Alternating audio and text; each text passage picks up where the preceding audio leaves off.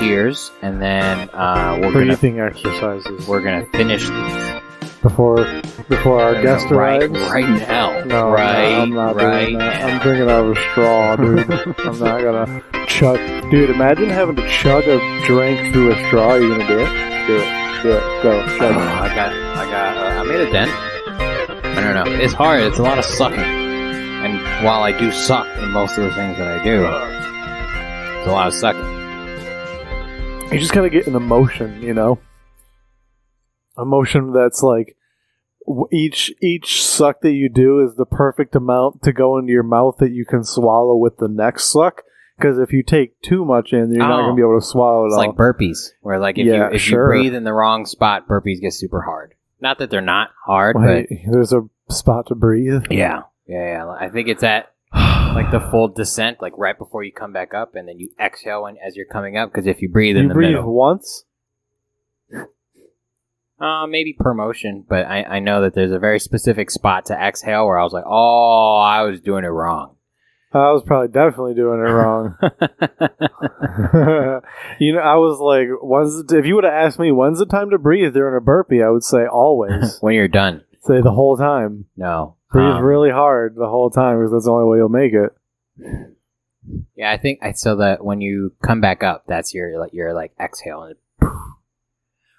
then be an animal.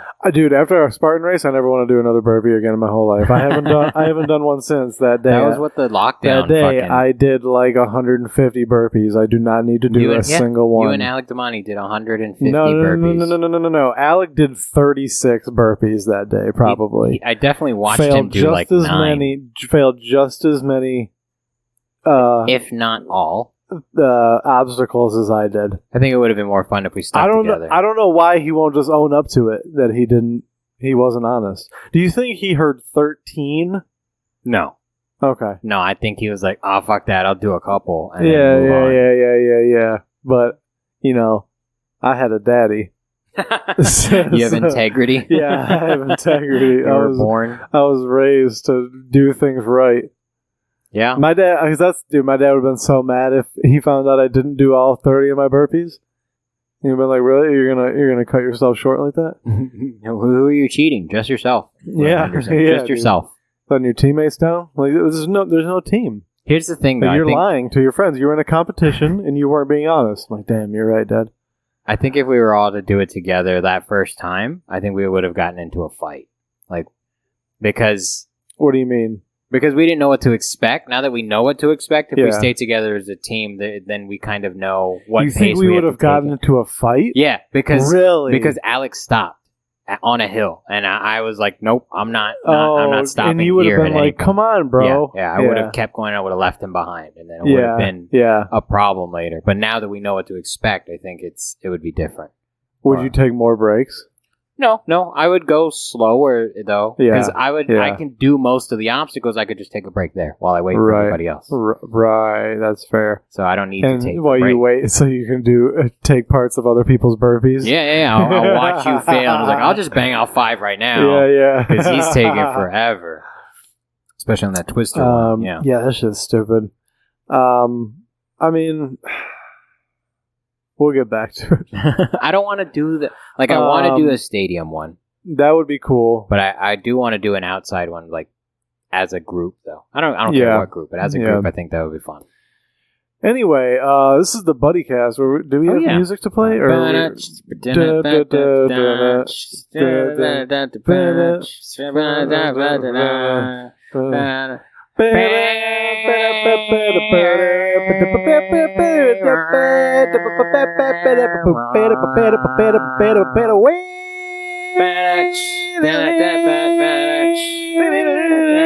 think it's already longer than our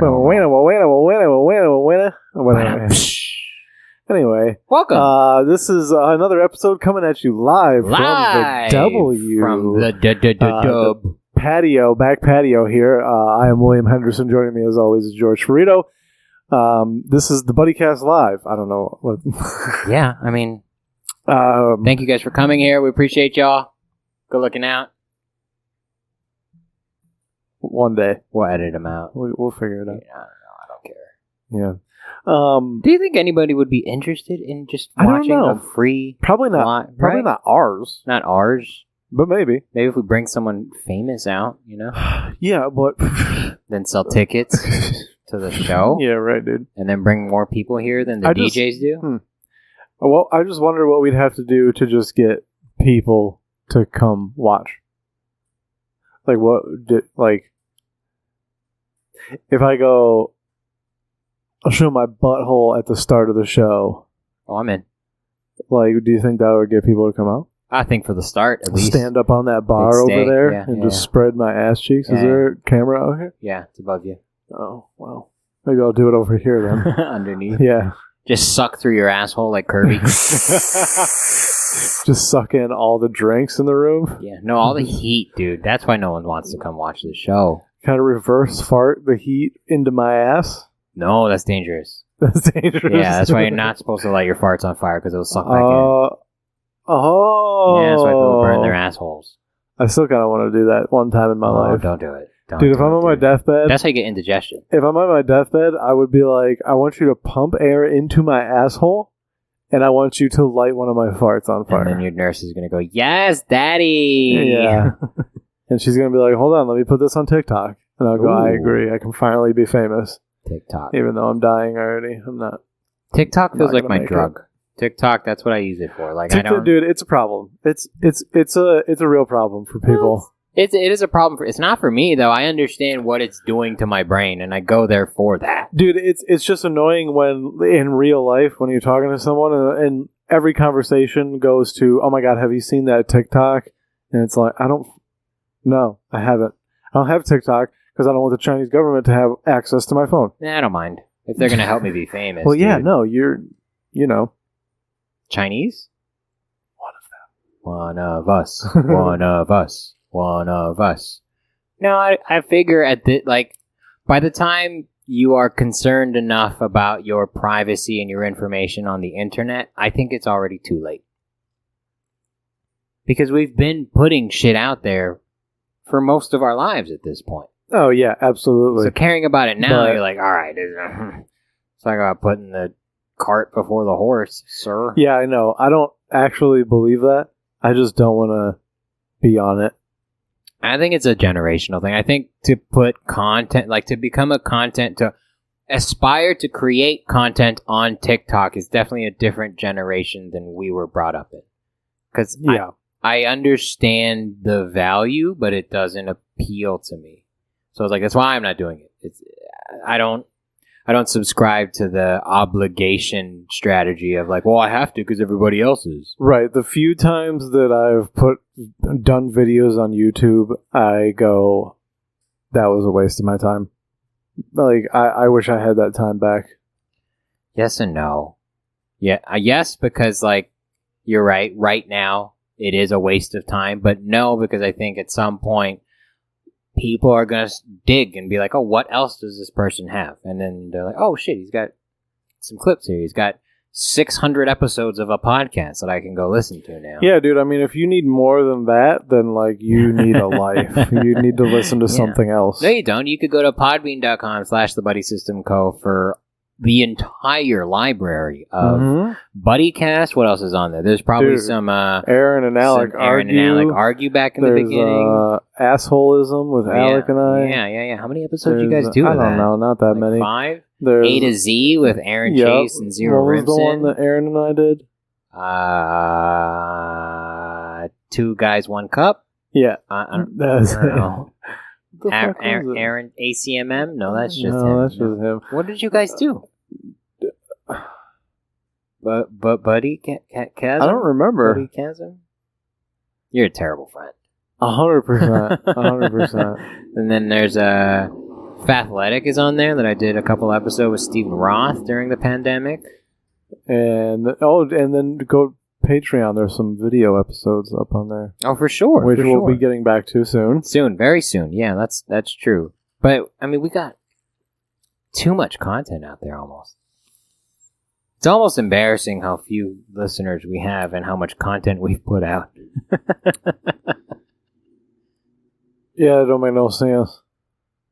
Is that our fault? That's our fault. No, this is for me, though. I would do this regardless of, like, viewers. You know, this is fun. Well, I mean, we do. Yeah. So. But that's why. I think that's why it's so wholesome and enjoyable for the people that do listen. It's just, we would have did this regardless. This doesn't matter, really. We know it doesn't matter, so we treat it as such. Yeah, you hear that, people that aren't listening? It doesn't matter. They don't hear that. We're gonna do this live, though. This is gonna be a show, y'all. So if you're trying to like hang out with us and you wanna see what this shit's about, well, come hang out with us at the W because it's fun here. This is kind of home base. This is what we wanted the Hideaway to be years ago. Yeah. Just a spot for us to be comfortable and hang out and be respected. Because let's be honest, in terms of the talent that they bring, we're the best. Not you and I per se, but the comedy night in downtown Riverside is the only one. There's nothing else. If you want to listen to music, there's plenty of that. But there's only one spot to go for comedy. Mm-hmm. There really is. Every week. There's 2 spots once in a while, but this is the comfortable spot. I just wish there was like fans back here. And I know, I am very warm right now. Big heaters. My legs are sweating. My girlfriend gives me shit that my legs sweat. And like she's like, why do you have sweat glands down there? And I never have an answer. Biology. I don't know how that works. Do you have sweat glands all over the place? Yeah, for sure. Or do you just have one and it like distributes it somehow throughout your skin? I don't fucking know. I never thought about that. No, you have sweat glands. You have placed sweat glands. Are they really tiny? For sure. Yeah. I sweat. You sweat from your legs? I'm a back sweater and a forearm sweater. I'm an everywhere sweater, dude. If I'm running, I definitely drip sweat from my head, but it's my back and my forearm. I'm dripping sweat from my head right now. I'm not even running. You need a hat, bro. Yeah, no, you need a headband. I don't do hats. Headband. I don't do hats. I didn't do hats for a long time either. They don't look good on me. I didn't think so either. You just gotta find a hat that you look hot in, you know? There's so many different styles of hat that there's no way there's not one that you're like, oh, okay. We know someone who wears a fucking top hat, dude. A fucking Viking helmet. I'm not mad at that. If you look good in it, bro. You're just like, I mean... If you look like Daemon Targaryen, I'll fuck you, bro. Yeah. I'll fuck you, absolutely. Absolutely. He's a creep, dude.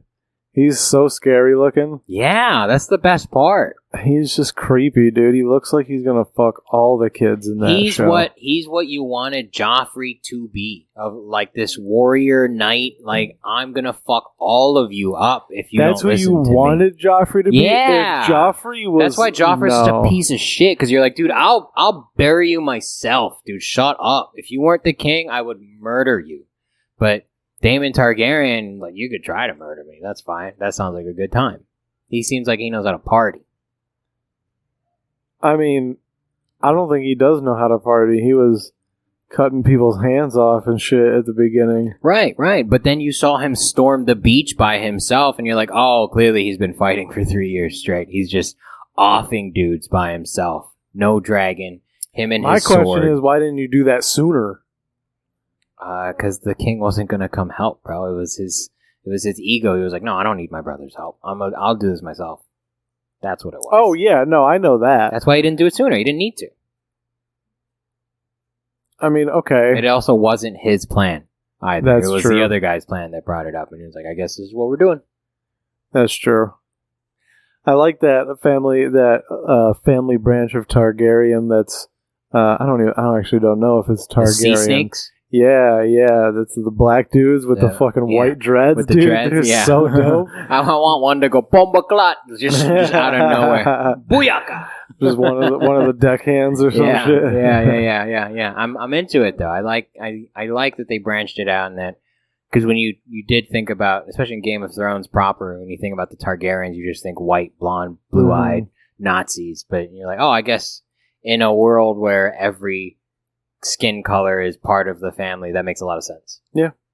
And it also makes sense that the black family would be at the ports, where slaves would have been dropped, and so, because we know that a lot of High Valyrians were white. The only way you'd get those black people is if they came from across the sea for a certain reason, and over the years became Valyrians. But can you become Targaryen, though? Just... Yeah, you can, and all you have to do is fuck enough times. You really only need to do it like once or twice. Yeah. And then once you get 2 Targaryens and together, you're like, oh, now we're good. We're totally golden. I'm into it. I'm really into it. This the Rings of Power, though, is where it's at. I have to watch it. You're not the only person that's telling me it's pretty dope. It's fucking great, dude. 1 to 10 scale. Go. Oh, don't even think about it. Pretty high. 9. 9? Okay, that's fair. It's pretty great, dude. I've never been disappointed by the Lord of the Rings franchise. I also didn't see The Hobbit.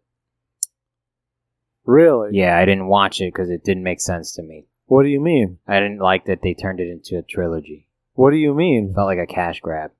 I mean, yeah, but it's still dope. I protest. No, I know what happens in The Hobbit. Like, I've heard about the books for 70 years. Yeah, but you haven't seen the masterpiece. No, I don't want to sit through 3 Peter different Jackson's movies, The Hobbit. Yeah, that's a lot. Based off J.R.R. Tolkien's The Hobbit. Yeah, it's a lot. That's what I'm saying. It's a lot. It's, I mean, sort of, I guess, but how many reality shows? How are you watching? Island I finished of Love? Love Island. Okay, I saw who won. I finished Love Island. Love Castaway. I finished Temptation Island. We were just behind on, so we were watching that. But no, we. Yeah. You can't watch it by yourself, dude. You Who's gotta watch we? It with girls. Don't worry about it. I am worried don't about worry it. about it. But honest, in terms of reality TV, I don't have anything current. I think that by doing this podcast here, you're actually hiding something from me. I'm gay. That's not it. No, that's not it. That was too forthcoming. I don't believe you. Yeah, because I want to do it a show. Is there a female at your house that you don't want me to know about? No. Are you lying to me? No. There's not a female that I don't want you to know about. No. Is there a female at your house? Yes.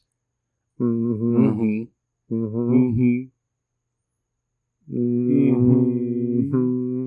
saying I've been watching Miss Marvel. Yeah. The Amazing that's dope. Marvel? Miss Marzle? No. Miss Marvel on Disney Plus, bro. Are you not on Disney Plus, dude? I am, but I don't really use it. Miss Marvel and She-Hulk? I just watch the Star Wars stuff that comes out. Oh, that's the worst shit on there, dude. Wow, okay. It is the worst. You didn't like Obi-Wan? It was okay. It was the Falcon and Winter Soldier of Star Wars for me. I don't want you to disrespect Kiefer Sutherland like that. It was okay. It was... Sir Ewan McGregor says otherwise. It was okay. I liked what they did with it, but, I mean, The Mandalorian is top-tier Star Wars lore for the series. Like, that's the bread and butter. Everything else was just kind of meh. Even Boba Fett, meh. Very meh.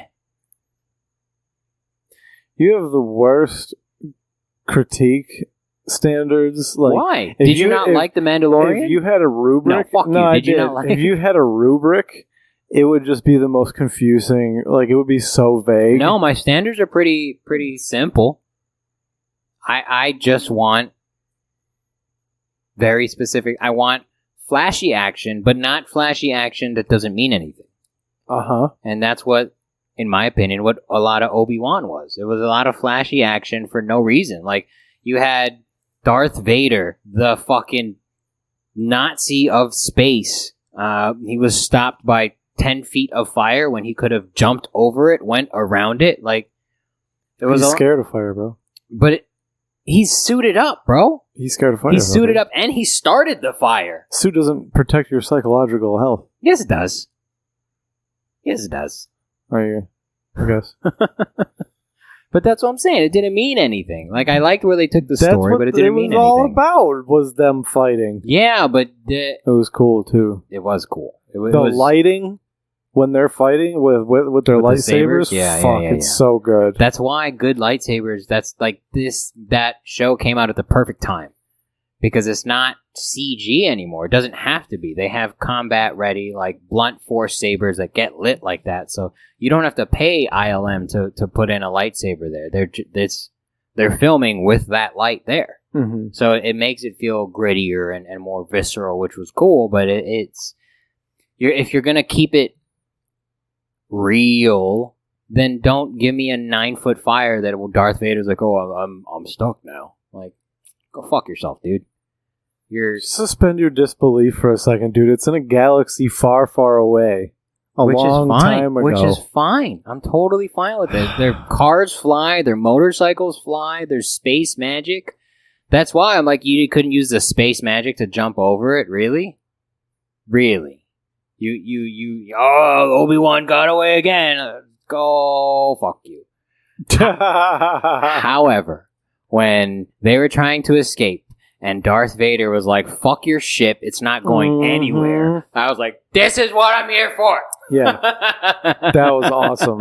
Yeah. Like, not even effortlessly. Yeah. He was like, nope, you're going to stay here. Who's inside? Yeah, that shit was amazing. Fucking perfect. That was great. But it took too long to get there.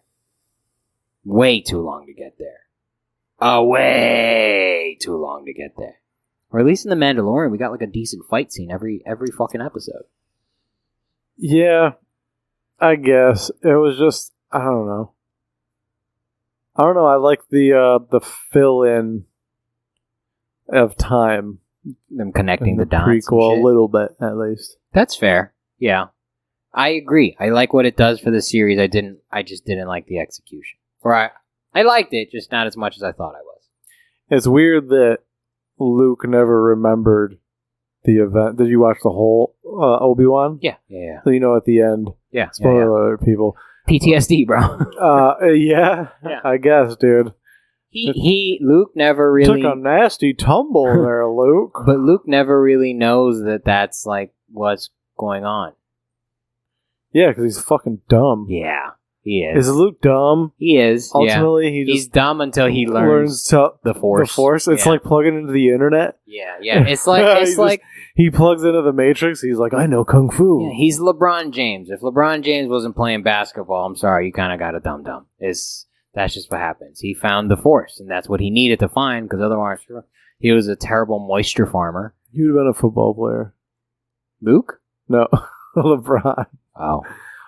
Yeah, no, Luke, I mean, he would have been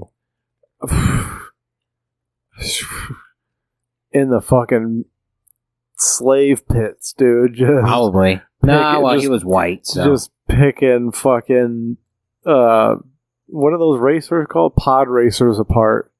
Those are parts. That was still one of the best parts. Next to lightsabers, pod racers are the best thing to ever be introduced into the lore. It's always an interesting thing to introduce something cooler in the prequels. They did that several times. Yeah. Like with people like wielding like Darth Maul, the double-sided lightsaber was like, how do we not see more of this in the future then? Well, because we see him dying, dude. It's not that cool. They're like, clearly it wasn't that effective. I didn't like that the double-sided lightsaber could be cut in half and still functional. I was like, oh, that extra length is for nothing then. It is just two lightsabers that you taped together. That's it. They don't functionally have to be connected. When he broke it, what you don't hear Darth Maul say is, oh, my mom made that. That's epoxy. How did that break? How did you know? How did you know to hit it there? That's the only place you could have hit it where it would have broke. Yeah. Ray Park killed it, though. Ray Park is that Darth Maul? Yeah. He gets no speaking roles though, so he doesn't really get any credit. Dude, it sounds like the ideal career, if we're being honest. Being a stuntman? Being someone that like you show your face, but you don't have to say anything. But then you don't get the residuals that you want, because then you're just an extra. Surely, Darth Maul got his due. No, I doubt it. Surely, bro. No. Surely, they didn't have Disney money yet. Not when that came out. That was still fucking Lucasfilms. That was still George Lucas being like, "Oh, we all got computers. Let's make everything on the computer now." Like that's no. Surely, if they were gonna give him his cut, they would have given him his own speaking lines, and even the lines that Darth Maul does speak is not his voice. Just dubbed over? Yeah. What are his lines? I don't remember him saying anything. He says something to the Emperor while they're overlooking the... I will find him, my lord. Possibly, yeah. Something dumb like that. Yeah. And then it immediately cuts with a wipe to that droid. Yeah. It's crazy that in the future you still gotta look the old-fashioned way with some binoculars. Huh? Not there. Not there. Yeah, even their binoculars kind of sucked. Yeah. Like, they had numbers on them, there, but they were always moving. It's like, what the fuck is this informing you range? of? Is it a distance? Is it your aura? What is it measuring right now? What is going on, dude? Fucking stupid. Is it counting the number of grains of sand in this fucking frame right now? Like, every time the wind blows, it changes by 3,000. No. Very interesting. Meanwhile, in The Mandalorian, you can get this little thing that just beeps when you get close to the person. You're like, boop, boop. Oh, found him. That's the shit. That's the problem with AirTags. That is a problem with AirTags. Does anyone use AirTags, like, for real? They use them for crime. Yeah, dude, honestly, I see them on pet collars a lot. Yeah. Do you have to recharge an AirTag? I don't think so. That seems not real. I bet it takes a long time. Hey Siri, do you have to charge AirTags?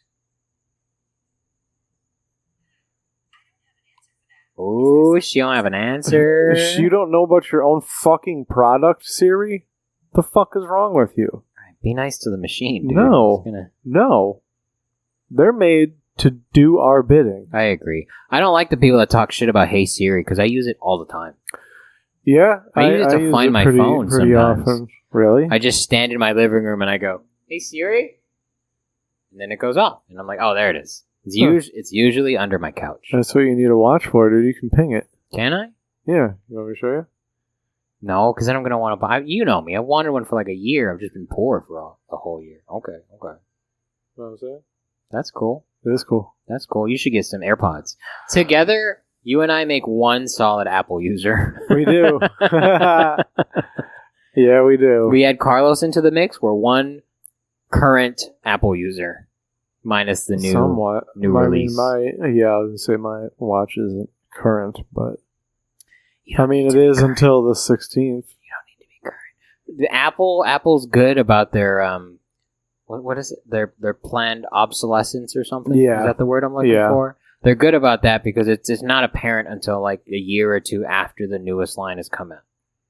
Like, you're not really behind if you're behind on an iPhone when you buy the current one, because everything that they're planning isn't for another year or two out. And then all the features that you see will become usable. But right now, it's like, what else can they do for us?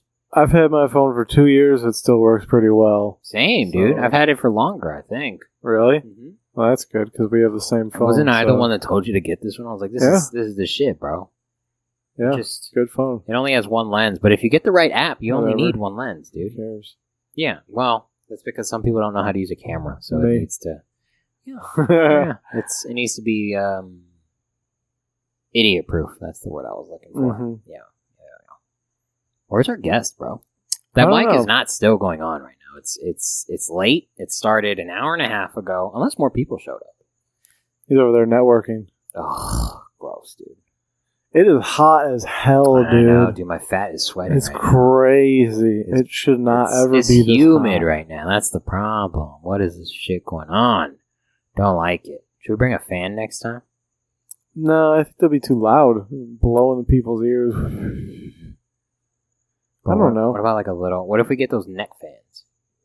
Like black people use? Yeah.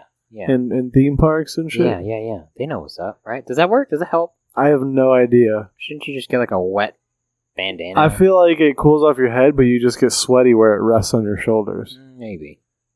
Unless it has. But 80% of your body heat escapes from your head. Did you know that?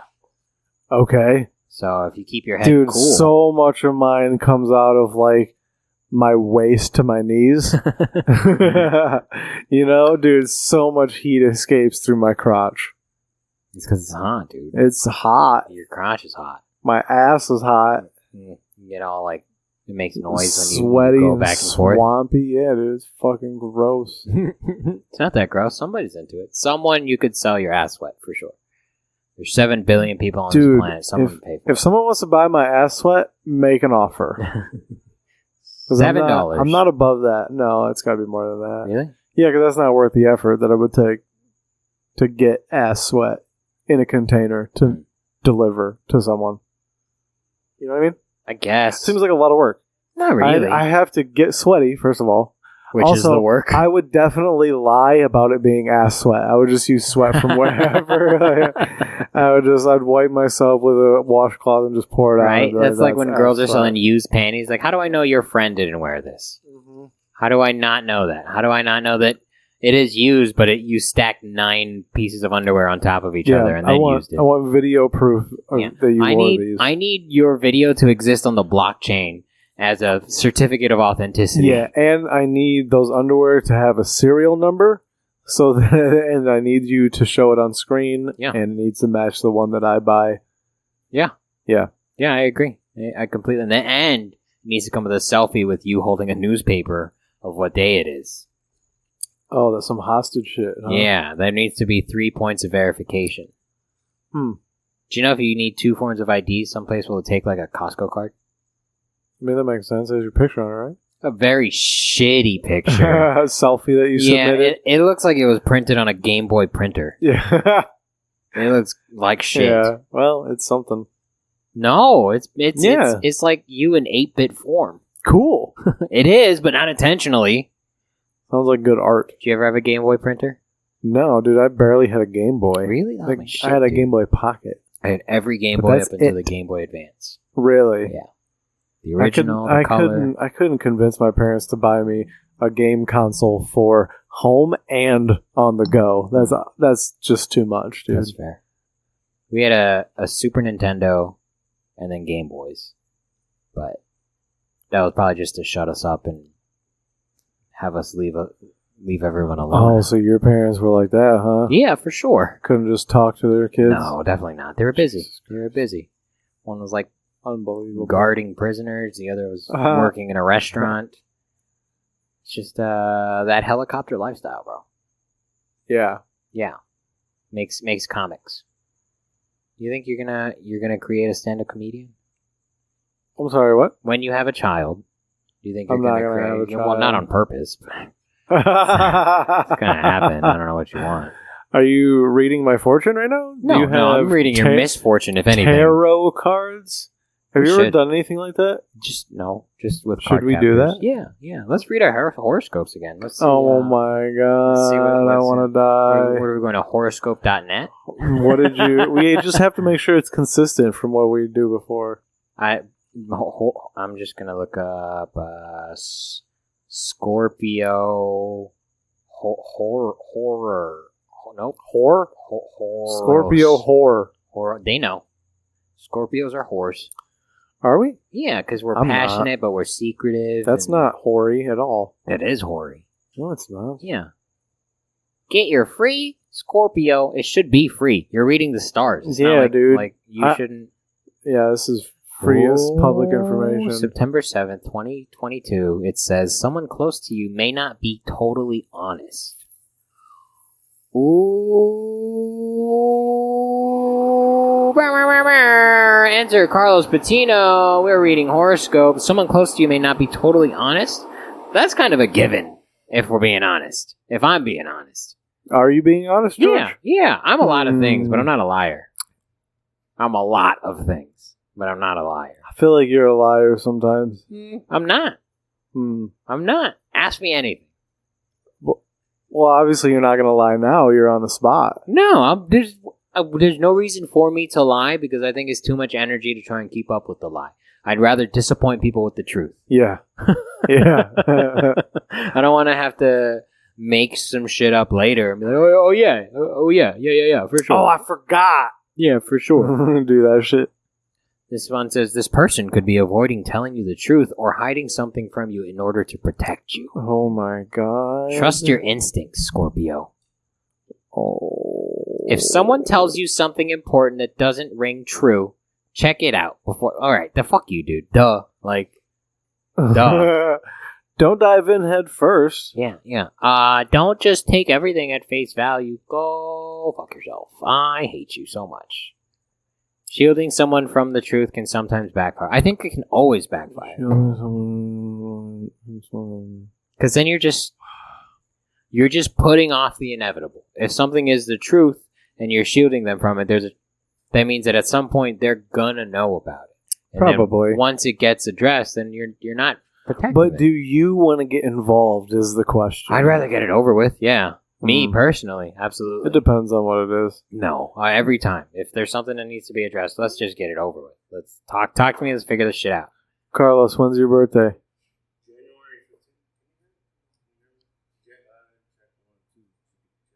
Oh my god. I don't know, is it? Correct setting. Oh, All right. My All birthday. right. My birthday is on January 15. What's your sign, bro? I have no idea. You don't know what your sign is? I don't pay attention to that shit. You don't dude. have to pay attention to it, but you should know your sign. Look it up. Why should I know? This is not part of like. I don't know. It's just I don't like have to report that on my taxes. Why should I have to know? You should have. January what? 15. I don't know. Like, I've never known anybody that just didn't know their sign. You're such a Capricorn, bro. You're such a typical... Do you know, like, your birthstone? No. Oh, okay. I don't know what that is. Talk to him. I'm going to go get Carlos a drink. Oh, my God. Okay. I'll take a beer. To Carlos. Sure. Yeah. That sounds good. So, waiting for you to leave Yeah, so we can alright, talk about alright. you. So what's up? What's up? What have you guys? How long have you guys been going? I don't know. A little bit. A little good while. Yeah. I mean, 25 minutes. Like about 20 minutes. Probably. Okay. I don't know. I need to timestamp this so I could know exactly what to skip until like when I came in. Oh, You know? you don't want to. What were you guys talking about? Hold on. What were you guys talking about? Dude, don't ask me that question. Why not? Because I'm. Not paying attention? I mean, it's not that I'm not paying attention, but You're faded? you know how it goes. I mean, yeah, Oh. but you know how it goes. It's just Why are people obsessed with their sign and shit like that? Do you think that's even healthy? it gives them something to focus on. I think it gives them. I think it gives them when they fuck up. I think it gives them like what's the word I'm looking for? It gives them something to fall back on. Yeah, it gives them a It's like a defense mechanism. It's a coping thing. It's like it's. I don't mean to be like I don't mean to be a dick or a bitch or something because I'm a Capricorn and sometimes it happens. It's just like okay, so it's an excuse. Yeah, it's kind of like we're like. Would you accept it? Like if I fucking was eating shit week by week and I was like, hey, I'm just bombing right now because I'm a Capricorn. No. Exactly. I just don't understand how where the stars are in the sky, or rather where we are in our rotation and the time of year. I don't know how that has to play into personality. I don't know why they think that that's a thing. Thank you so much. I should scoot forward. What am I doing? Maybe. Yeah, so that's the weird thing for me. That's how they got it. They get it from the stars. That's how they determine what you are. Yeah. Because it's when like fucking like the sun rises under a certain constellation or some bullshit. Stupid. So it's like I don't like it. So we rotate. So the stars rotate. Yeah,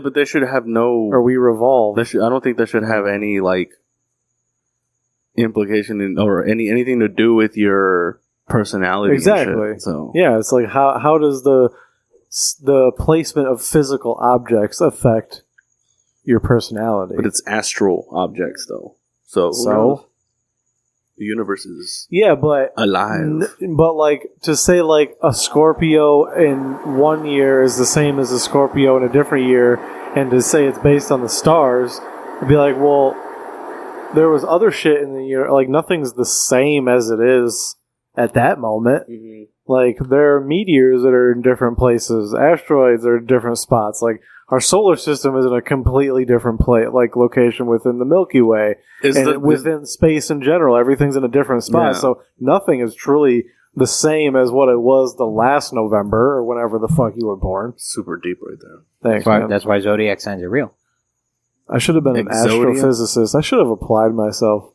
You did. You went to college, dude. What are you talking about? Yeah, but I didn't like doing anything useful. Yes, obviously. you did. You got a job in the thing that you... What are you talking about? You had a plan. You executed. You just chose the wrong path. That's all. Yeah, that's what I'm saying. I should have applied myself and realized that there was better paths. Astrophysics is boring, though. Mm-mm. Yeah, it is. Nope. Until it gets to the point where someone can explain it to you, it's super boring. Until it gets to the point? Yeah, until like it comes out of Neil deGrasse Tyson's mouth, it's super boring. Because then you're looking at the temperature of light that stars emit, and you're running those numbers to figure out what chemicals and minerals exist through that light, because certain things give off a certain frequency. It's boring as fuck, dude. On a regular basis, I would say probably, but then like you have like a big thing happen and it's like super exciting, I'm sure. Yeah, but then it's you and 12 people who have to share the credit. 12 nerds. Yeah. They're just fucking everyone crammed in a fucked. room. They're just stinky and sweaty and That's us right now. pushing up their foggy glasses to fucking see the You said computer virgins. monitor. You said we're not virgins. Okay. Well, We fucked each other before this thing started. You're so trying to tell everyone you got laid today, sir? Is that what's going on? I'm not gonna say that. Flexing, dude. Ugh, weirdo. Weird. What a weirdo. Immediately wants to say that he had a dick in his ass. Immediately. It's something to brag about. Doesn't happen all the time, Yeah, man. Doesn't happen all the When time. you're lucky, you're lucky. Yeah? Do you think you could take a dick in the ass? Have you gotten If like I had to, have you gotten like a finger before? Yeah. Have you? Wait, you've I've- never stuck a finger in your ass? No. my own Really? finger? Yeah. No. Just being curious. You're- Yeah. I've done it. Really? I'll admit it. Just Really? like that? Just like you showed me? Just Well, I have a seat in my shower, so I put my leg up and I kind of go Ooh. from the front, like to see, like, you know, you want to see how clean it is? no, or to like see what's like your... how far you can get your finger in, so you can find your prostate. Yeah. I Yeah. use myself like a see and say notebook. What do you put on lube or do you just go in dry? I'm in the dude? shower, In so the it's, shower, it's yeah. wet. It's better than doing it in the bath, because what if you unplug some shit and then now you have shit Right? water Now you have everywhere? murky water. Looks like the Amazon You're River. not gonna like fucking get some KY and let it heat up in your hands what? a little bit? No, why? Ew, dude, you're a I little don't timid. know. Just stick a finger up your ass, see if you like it. It doesn't sound enjoyable. It's not until you find the spot you like it. That seems like a lot of work. Really, you should have someone stick their finger in your ass. Just My girl does have tiny fingers. it doesn't have to. But see, Skinny that's fingers. sometimes that's not what you want. You want the squeeze. You know, you want a little girth so that it feels like you're taking up space. Yeah, I just feel like when it goes in, I'm gonna try to shit it out the it's whole gonna time. feel like you're shitting, but that's because you've never really experienced something else coming out of your asshole before. Yeah. That's all. It's just unfamiliarity. You guys need to change the name of this podcast to something else. To what? I don't know, Anal seepage. something. The anal cast? The Buddycast. Oh. Yeah. Whatever, dude. He's always talking about sex. That's what it is. You have to be sexually explorative. I was, to be fair, I wasn't as sexually explorative until my last girlfriend. There was something about dating a white girl that now Brings you're, the nasty out of you. yeah, I think dating her just made me more comfortable with myself and allowed me to kind of journey into other places I wouldn't have otherwise done. Because she's white? Probably. And- There's that and it was at the entitlement time- rubs off. And it was at the time when white people were... Still okay. Oh, okay, Still still cool. okay. Not being Still superior? scrutinized. I was going to say, like, if we were being scrutinized, you could just take a white girl and just degrade her in the bedroom. Well, she Just- liked it. Nobody would bat an eye. She definitely hang her head off the end of the bed and let you fuck her face, You kind of fucking girl. colonial whore. Yeah, you're not wrong. Yeah. But it's the Colonizing exploration. You have to be slut. okay with it. Well, all right, let's not call her names. She's not colonizer. She colonized that dick. No, right? I hope Huh? not. That's disgusting. If she colonized Yeah, your I wiener, mean, she's bringing mold, bro. That's the colony is what she's bringing. No. She's bringing. Chlamydia. She was a frontierswoman. She was an explorer. Chlamydia. Trying to come up She with was that. Lewis and Cunt. That's what she was. Yeah. Lewis and Cunt and Sacagawini. Dude, you know what I was thinking today as I was walking from my car into a store? I was so tired. It was so hot walking in, just being like, dude, people walked across this whole country. Yeah, but it wasn't this hot. I'm sure at some point... Pre-global warming, bro. They probably walked through 89-degree weather. No, the desert's the desert. They had to walk through the desert. Yeah, 100%. You know? 100%. And they didn't know it was going to be this hot in the summer, but fuck it, they were there, dude. Grandma definitely didn't make it. This is when Grandma dies, dude. Midsummer, you're coming through these fucking mountains, bro. Like, I need water. I was like, you need to stay here. When you drive to Vegas. There, Grandma. We're almost to the ocean. You can get all the water you want. Little do they know, drinking that water makes you crazy and die. Well, you know. So, but you know, in Death Valley, it was, I think, 129. It was like record breaking and shit. Like, it was 129 degrees, and people went to go see what it felt like. Like, they drove there. They drove there just to get out, just to be like, your car would fucking stop. I was gonna say, I'd worry about my vehicle in there, dude. I'm worried about my vehicle driving in 98 degree weather. For real. Yeah. I'm poor, dude. I don't want the water to evaporate. But that's how dumb people are, that they're taunting Mother Nature. Like, oh, look, I'm feeling it. It's like a tourist attraction that's now. Insane. But then you can brag. It's like, oh, I felt 129. It's like, dude, it's like those booth things in malls that are like, you can experience hurricane force winds in this little box of glass. Yeah. And it's never true, because I've never seen someone just slam their face into the wall. Like, that's what I want, bro. Dude, I want you to blow awesome. it and then you start bouncing around, because that's what I saw in Twister. That fucking cow going around. Yeah, dude. This hurricane, though, not tornado, is different. I guess, but still, it's... Hurricanes, yeah, dude. Hurricane winds are insane, but tornadoes are definitely faster. Yeah. I watch a lot of those guys that, like, record it and then died. What's going on? Oh, they turned on the music. Oh, did she? Oh, man. We're going to get flagged for this, bro. Probably. Keep talking. Oh, man. It's not even a good song either. Yeah, I was just about to ask you, do you listen to, like, this? Have you ever listened to this kind of music? Rap? Yeah. I don't know if this is considered... Hip-hop? Is it hip-hop? Yeah. Ooh, I don't know. This is like, you've gone to like house parties where they play this shit, right? Yeah, of course. You look at a nice looking babe. Yeah, like a creep across the party and never talk to her. You never talk to her? Just fucking drink my beer and stare at her. Now that you're a stand-up, and if you were single, if you could go back in time and hit on girls, do you think you'd be more successful? No. Yeah, this is still... You don't think just change songs, bro? You don't think you'd be more successful if, like, so you look at a dame? Probably, just because I'd be more confident. It's young William Henderson, but with your knowledge of today. Oh no, your jokes. I couldn't fuck. No, dude, I would. I can fuck now. Yeah, but when I was 20, terrible. Really? Yeah. I think I'm still terrible at it. I think I'm still bad. Yeah. But still, it's just, I've always wondered that, like, because I never got to, like, go to clubs and hit on girls and stuff like that. I literally went from... Dude, it's too loud. Yeah, dude. Genuinely, yeah. The best like, in college, like, you'd have a better chance of meeting a girl, like, a house party or an apartment party than anything, because, like, they'd have music playing, but it was always, like... All right, if we hit like any kind of interest, like we can duck around a corner and get away from the music and talk, or just walk outside and now the music's gone. Yeah. So like, but at a bar, finger blast them in the car and shit. And in the bushes, yeah, in the bushes. Yeah. Just fucking water those bushes, baby.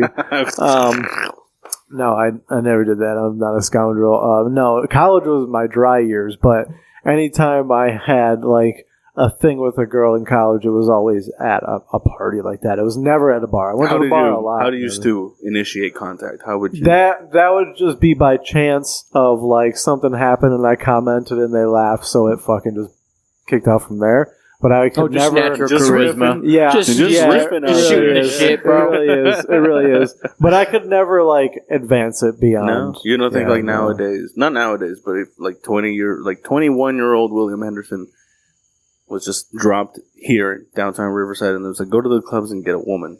You don't think you'd be able to snag one? No. I wouldn't. No, sure absolutely not. As 20-year-old No, William no. Henderson, you wouldn't? No, I wouldn't. I wouldn't. Yeah. If you talk about sports and shit, I don't know what that is. No. I was saying, like, he has the brain of today, William Henderson.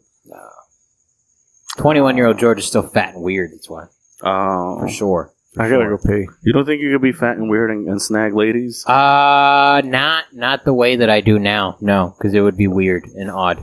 It's creepier the uglier you are, right? Kind of, because there is like a congruency that has to be met. Like there's a level of confidence that has to be equal to like what you are. Like, all right, I guess you have a good personality. It makes sense. But if I was this confident at 21, it wouldn't make sense. It would like I was very lost at 21, and you could see in like my body line. Like I look at pictures of me from 21, I'm like, ew, that's a different person. I dressed different. Like it was just it was a weird time in my life. Yeah. Because I turned 21 out here, actually. I think I was already living in SoCal. I turned 20 in the Bay, turned 21 down here. I think I went to, like, BJ's or something to have a legal beer. I had some pizza. Like, I'm not a party animal. I'm not a go to the bar and pick up a chick kind of dude. Well, like, nowadays, if you want to pick up a lady, you're single now, what's your approach? Full disclosure, I don't at this point. I'm too busy. Like me today, I don't really approach girls. I'm not really like if they want. I've had girls slide in the DMs, and then that's how we hang out later. We go somewhere. They slide into yours. You don't slide into theirs. Not necessarily. No. What? I know on one hand, especially like because of how my last relationship ended. I know that I'm too busy to really sustain anything with anyone. So like a relationship. Yeah, so I don't really try. No. And because of that, I'm allowed to focus on the things that I enjoy. But doing that, I think, is inherently attractive to the opposite sex or anyone that might be attracted to me. So they want to. I'm not saying I'm a fucking player, but just because of what I'm doing, people have to approach me. So I don't really approach. I've never really been an approacher. No. I'm so like William. It's like, oh, if we're in a group, I'll just be funny, and then we'll talk later, and then like, hey, you want to go smoke a joint? Like, and then isolate them and then rape them. Whoa, dude, no. Jesus. Allegedly. Yeah. Oh, God. That's... yeah, dude, I've always wondered, like, because now it doesn't matter, because I met my wife at the bank. Like, I literally... met her, and she saw your negative account. And she was like, "I'm still in." Thank goodness they're not allowed to look at that shit. You guys met like baby boomers. Probably. Running errands. A little bit. No, there was a little bit of technology involved. Did you like meet her, like see her one day, and you were like, she was kind of cute, and then you were like, I'm gonna go back to the bank and withdraw some money. A lot of money. I hope she's there. No. Overdraft. No, it was something very similar to that. I got fraud on my account. So my card was compromised, at a gas station or whatever. Or so you went into the bank and you were like, "Listen, bitch." Yeah. And she was like, "Oh, I should record, huh?" I'm just kidding. Put your little dick away. I hit. I'm sorry. I went in. And I went to go get to tell them so they could lock my old card and give me a temp card so I can. So I go and some other chick helps me, Whore. Oh, yeah, fuck that bitch. Some other, and then my card gets compromised again. It was her. Yeah, what a thief. At same gas station or whatever. So I go, and this time she helps What me. if it's carbon monoxide poisoning and you just don't remember going to that gas station? No, what it was is that gas station. My card wasn't even compromised. That gas station had a weird ass name on, like, when I would look up my balance. For some reason their address was High Desert, and I'm like, what the hell? Like, I'm not in High Desert, so I thought I was getting robbed. So I went the second time. So you're disputing completely legitimate charges. Yeah. He's like, yo, they keep filling up $42, which is what I used to fill up, but it's definitely not me. How do they know that? What a coincidence. Yeah, so I went, and then my wife helped me, and I was like, she looks kind of familiar, and then I went home, I left, and then I was looking through my Facebook friends, and she was already my friend because we went to school together. Oh. So you had already creeped on this one. Kind of, but not really. My wife, she didn't have that many pictures on her profile. Oh, so you creeped so and was you knew. underwhelmed. I saw, and then I hit her up. I just hit her up. You're like, there's not enough pictures of you on your Instagram, but Right? If you're a hot girl and you follow me on Instagram or on Facebook, trust me, I've been through all of your profile pictures. And every single one. If there's not enough pictures, I assume it's a fake account. Yeah, if it's just one. Yeah. One and one or 9,000 two, followers. None. It's like, do you want to see my OnlyFans? I'm like, I think you're fake. Right? I But do, still, but yes, yeah. no. There's no way. It's like, why don't you post some promotional material first? Just in case I do go check, though. I'm like, I'll click the link What's tree the and worst see what's that up. could happen? Yeah, exactly. Yeah. And then when it's like, you're being logged out, like, oh, never mind. I knew it was too good to be true. Yeah. No. My OnlyFans account looks like my yearbook, bro. It's all people I knew. That's what I'm into. Isn't that like exciting to you? Yeah, a little bit. Because you kind of knew them, you kind of talked to them, had some sort of Absolutely. interaction. I like that with them. amateur shit. I'm into it. I've genuinely never been to the site. Really? Yeah. Yeah, me either. And Neither did I. No, I've not never even done one it time. either. Yeah, I don't know. never. Dude, I mean, based off what I see on Facebook, I wouldn't want my OnlyFans to look like my Facebook. I'm like, I see all these chicks I went to school with, and I'm like, whew. You're my cousin. Ugh. Like, damn, I wanted to fuck you? That's crazy. Not anymore. There was one girl that used to go to my gym. I was like, oh, this is the best day ever. This is what I want. How much is it? I don't care. Wow, I'll that's follow weird. It That is you weird. found Yeah, that. it is weird. If How she's gonna much put it time out did you there, take to find that? I think she posted it on her Instagram. That's how I found it. Oh, that's fair. Because I don't think you can search It's on also creepy OnlyFans. that you just followed a girl from your gym. That's Yeah. not- Yeah. Well, no, we're friends. My gym's very friendly. He's like. Do you remember Joe from your mom's house? Good morning, Julia. Oh, Because he saw her. You go just- super yeah, pretty, you Julia. just got you her number from From the the list? registry. Yeah. I scanned myself in, and then I peeked on the computer. You got your shoes that day, and you went back, and you're like, these aren't really fitting. Can I get another pair of 12s? When the lady went back, you went to the computer and looked it up. I froze time, actually. Yeah. Oh, okay. Even It was better. a whole heist. You had someone. Yeah. You had them get distracted, and you snuck behind the computer. I cut the power at some point. Yeah, absolutely. Yeah. No, my gym's very social. It's weird. And you That's, escape by climbing through the roof. that would be great. Up What an the escape. up the big wall through a hole in the roof. So we go to the gym next week, Carlos? Can we go on a different day? No, it's gonna be cool by the. No, it's gonna be. We're gonna be out of this heat It's going dome to by be air Saturday. conditioned inside there. Yeah, that's what I'm saying. It's not gonna be awful. Tuesday we start on a normal time, so it'll be a quick night. It's funny. It's funny because We'll all go run like 2 miles. at the W, Carlos, can you run 2 miles? a lot of the maybe. Maybe it's gonna be. I'm gonna run slow. That's I don't fine. know. I don't know if right now I can run 2 miles. That's fine. On a treadmill, I probably can. That's what I'm saying. Yeah. We're going on Yeah. a treadmill, dude. Yeah. Yeah. Treadmill is easy. All right. You know what? I'll do it. Oh, he said it. Oh, I'm putting this out on Saturday, I'll so do now it. he's held accountable. Dude, you got to bro. go there first I'm and gonna- sign up before we go, because I'm not sitting there while you get your tour. Well, yeah. I'll probably sign up like on a Monday or some shit.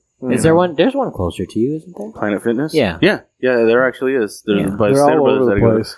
So I'll for sure I'll cancel my UFC gym membership because I'm Bro, going you're supposed to cancel that since the pandemic, yeah, bro. Yeah, for Like, sure. Yeah, absolutely. What the fuck? Yeah, dude.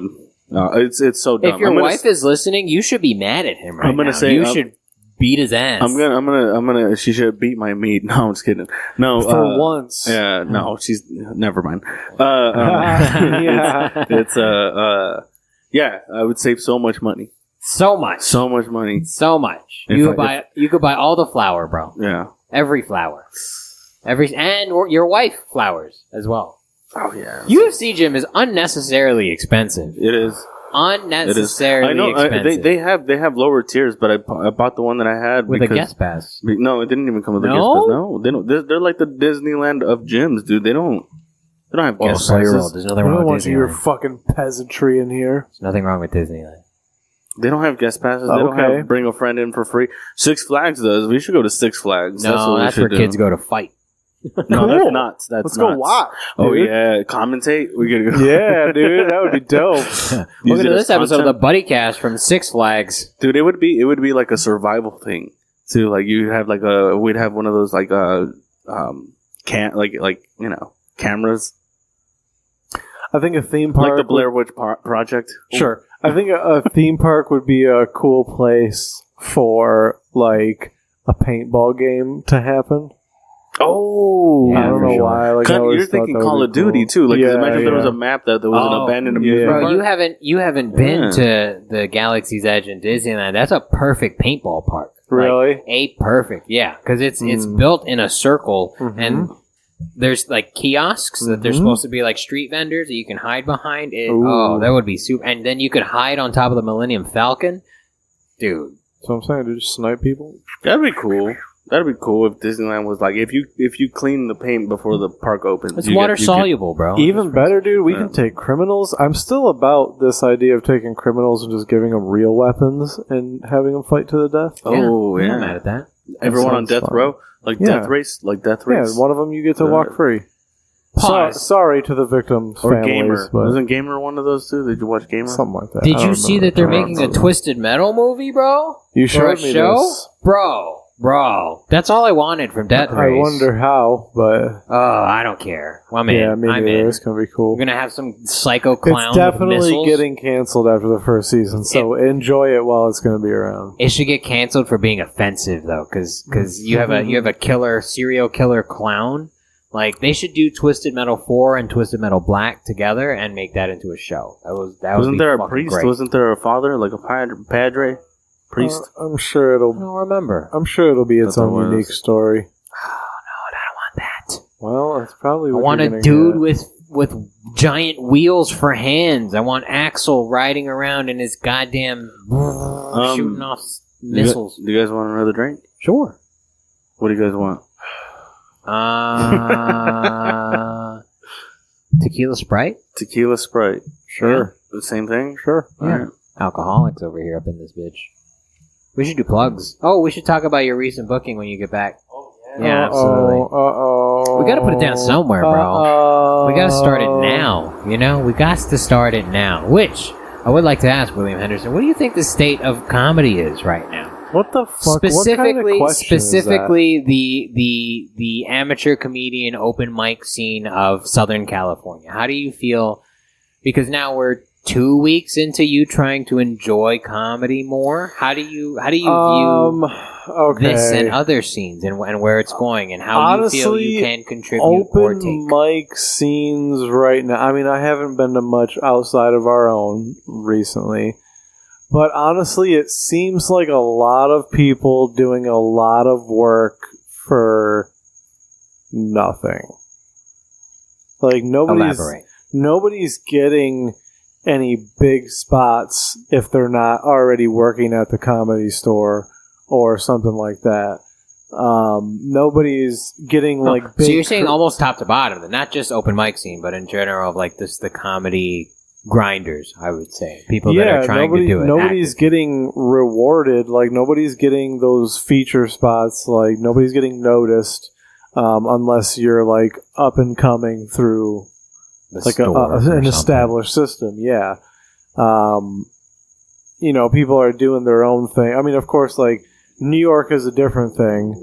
We did specify SoCal, so I don't have to really go into that. But, yeah, I mean, but like, think about the people here. There's actually comics that are getting better in our scene that I'm happy about. There's some people that are getting better that I'm like, damn it. Damn it. Makes me mad that you're getting better. Yeah, but it's good for our show. It's good for our Thursday It's good for the nights. night. I'm just being a hater. Yeah, for sure.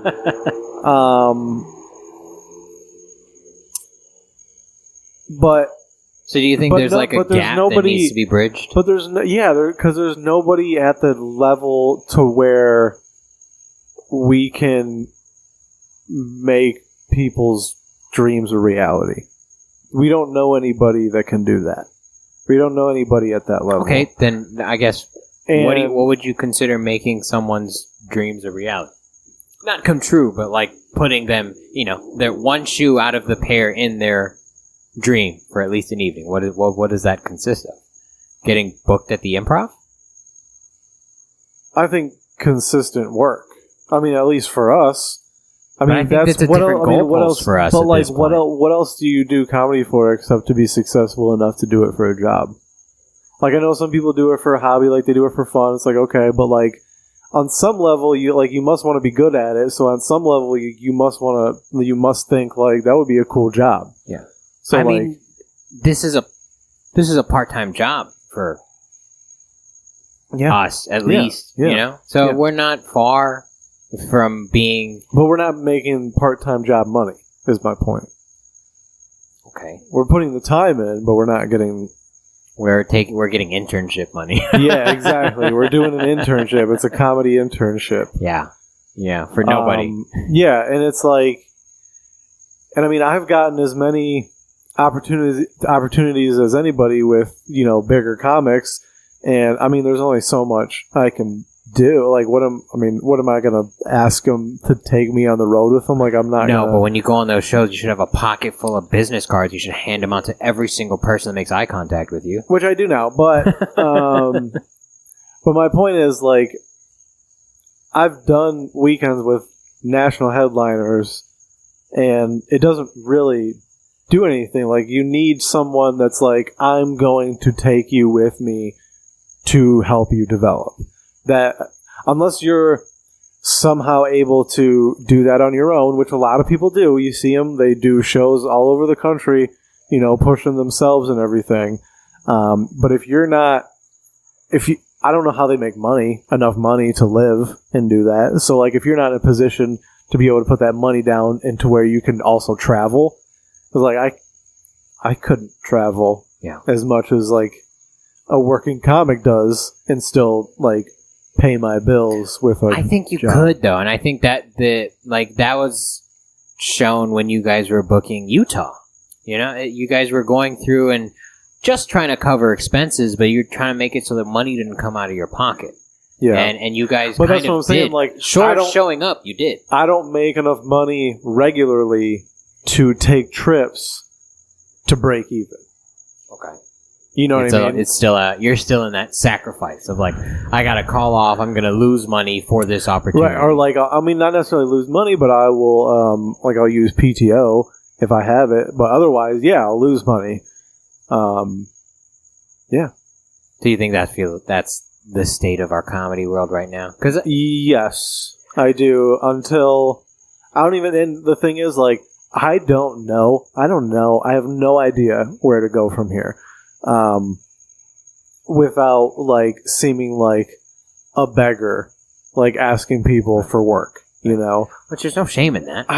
No, there's it's the not. Scorpio in you that doesn't want to ask. But the people that can afford to take you have people, right? So like, why? Right. And they get I'm sure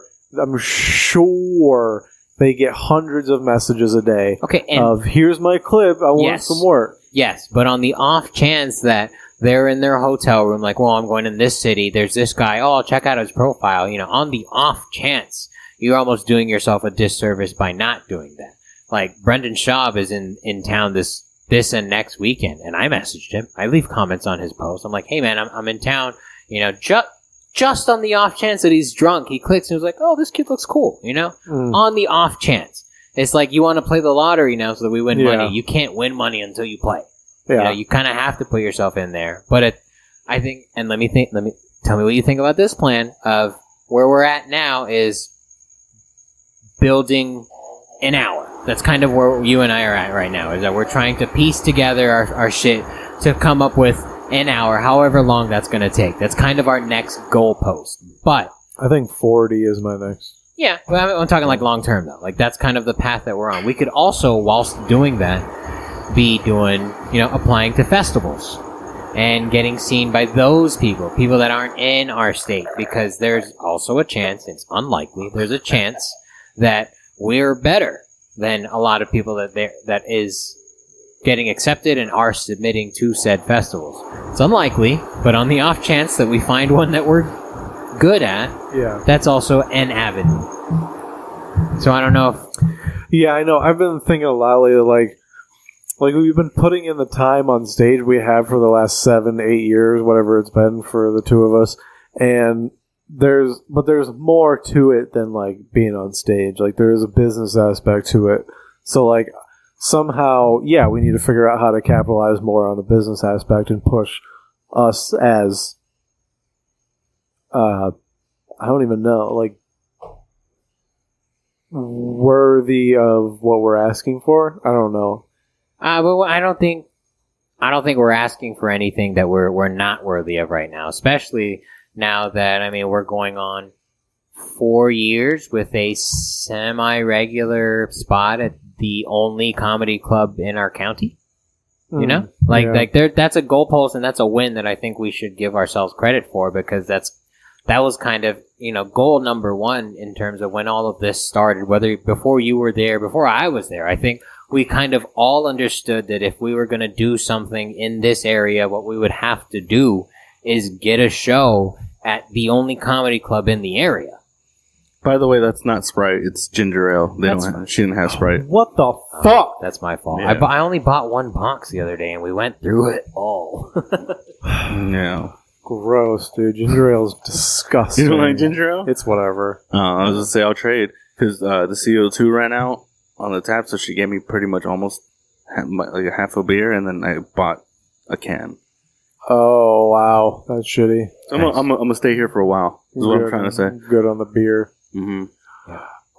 And we're there. That's my point, is that I think we're there. And that bridge, that chasm that you see, I think is valid, but I think we are also one end of that bridge that needs to be gapped. And we might do it ourselves. It's just like, to be able to be a working comic and to be able to travel and do your own show, it just requires repetition. Like, you have to get out there and show your face first, because why would anybody buy tickets to a random show? That person they don't know. Yeah. We haven't done anything. We haven't been on TV or anything, so why would they buy tickets? That's why I bring up Utah, though. You guys were going to get paid to do shows. Right, but not pre-pandemic. Not enough to be completely self-sustaining. But I think that's another example of trying to put the horse before the cart, where like there's an entire state of those types of venues that are willing to give you the money to sustain you for however long you need to develop yourself and fans also, into being. I just want to point out our rate of finding venues was about 4 out of every 60. Oh, you're so negative. When we need a venue, we find it. That's what we do. That's always been what we do. And yes, looking for it hasn't been fruitful, but if we've ever needed a spot, we've always found one. Through somewhere, through something, through somehow. Like that's our bread and butter. Is under pressure, like we can deliver. However, sometimes there's just no pressure, and we're like, man, I'm kind of over it. I wish it would all end. Meanwhile, what are you guys talking about? This state of comedy, our local comedy area in general. Depressing. What about him? Discussion. I just wanted to know how William felt about it, is all. Because, like I said, one of the goalposts, if you're doing comedy in the Inland Empire, is the Ontario Improv, without a doubt. It's the only legit comedy club in the county. If you pin it on a map, the closest comedy club is like 22 miles away. As the crow flies, not even on fucking freeway. Like that's the closest one. Yeah. So to be a aspiring comedian in the area, that's where you need to hit, and we're there. You know? Yeah, I think doing that doing that club, but like at a show, being on a show, there is a goal. Yeah, there should be a goal for a lot of people. I just think William's jaded because he's seen plenty of shitty week Tuesday, Wednesday shows at the Ontario Improv with that's us with no show up. No, but we don't put on a shitty show. No, we don't. I could not tell you the last shitty show. Oh, are we supposed to talk about it? We could talk about it. This is not going to come out to this. I mean, he's here. Why not? This next one is not going to be worse. I'll tell you that. No, for sure not. It's not going to be worse than the last one? Sure the fuck ain't. emergencies. It's not. But that's my point, though, is that when we book shows, they're not bad shows because we don't want to book shows we don't want to be at. Yeah. So I think we have to stop telling people that we book shitty shows. Wait, we tell people we book shitty shows? Yeah, I never heard you guys say that. For sure. We don't tell people we book good shows. I mean, they know. We hope, but there's a lot of dum-dums, bro. No, they know by the flyer. But there's a lot of garbage flyers that a lot of people think are fire, okay? That's true. Well, there's some people, too, who don't think there could ever be a good show without them on it. Well, don't call me out like that. I was going to say, that's me. Every flyer I see, I go, just be better with me on it. I'll open, dude. Let's start your show off right. How many details are you releasing about the what? Show? The what? I mean, what show? Yeah, what are you talking about, sir? What show are you guys talking about? What show are you talking about? Are you talking about our November 2nd Ontario Improv Show? Is that what you're talking about? Maybe. Yeah, Wednesday that night? might be the one that I'm talking about. With host Carlos Patino? Is that what you're talking about? Is that what you're talking about right now? Oh, shit. Yeah. And I guess we can officially announce headliner Daniel Ichis. Yeah. We have a Very headliner ready to funny, go. very funny. This is going to be a dope time. Yeah, it's going to be a very good show for everybody. Mm-hmm. All ages. Actually, it's 18 and up at the Ontario Improv. But if all ages were allowed, it'd be great for all ages, too. I'd have my daughter there. Ruining the show because she started crying. For sure. Just throwing plates across the room. Because she's sad about her chance comedy. Just freaking throwing a tantrum because she wants to get on stage. Yeah. And then I let her go on up, and then she's funnier than me with the 3 words she knows. Damn. Yeah. And that's how I quit comedy, you guys. You don't want to miss it. You don't want to miss it.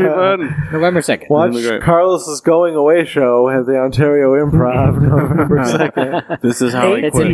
It's an I quit match. Yeah. The comic that does the worst. I am excited. Comedy. I am excited, but I know that there's going to be a lot of people who are going to either hear this or see the flyer eventually, and they're going to be mad. They're going to be like, they're going to be mad that flyer is so fire. That's what they're going to be mad at, okay? That's a fucking Eminem line, dude. I got the flyer that's firing fire. They're going to look at it and be like, oh, man, I'm way better than that guy. Why does he get to do it? It's because he fucking...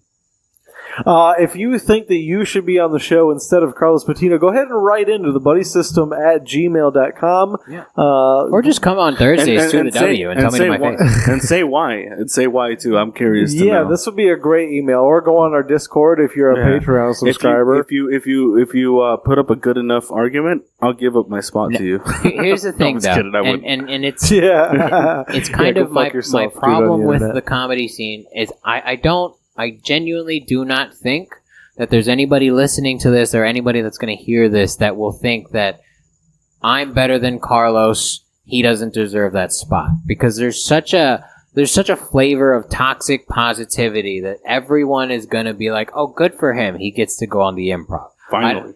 I don't think anyone has that mentality anymore because of just the state of the entertainment industry. The toxic positivity? Yes. How there's no drive anymore? Yeah. See, if it was me, I'd be like, I'm better than Carlos. I should be hosting this show. But it's my show. I wouldn't be mad at you feeling that. I wouldn't be mad at you feeling that. But yeah, but there's a lot of people that, in my opinion, have gotten to do the improv before me that maybe shouldn't have been able to do it, you know? Yeah. But that's just to show you, like, you know, none of this shit matters. You're gonna be ready now. It's gonna be fun. Yeah. I can't wait. I'm excited. It is odd because I do hold, especially because it is a goalpost of what we're doing.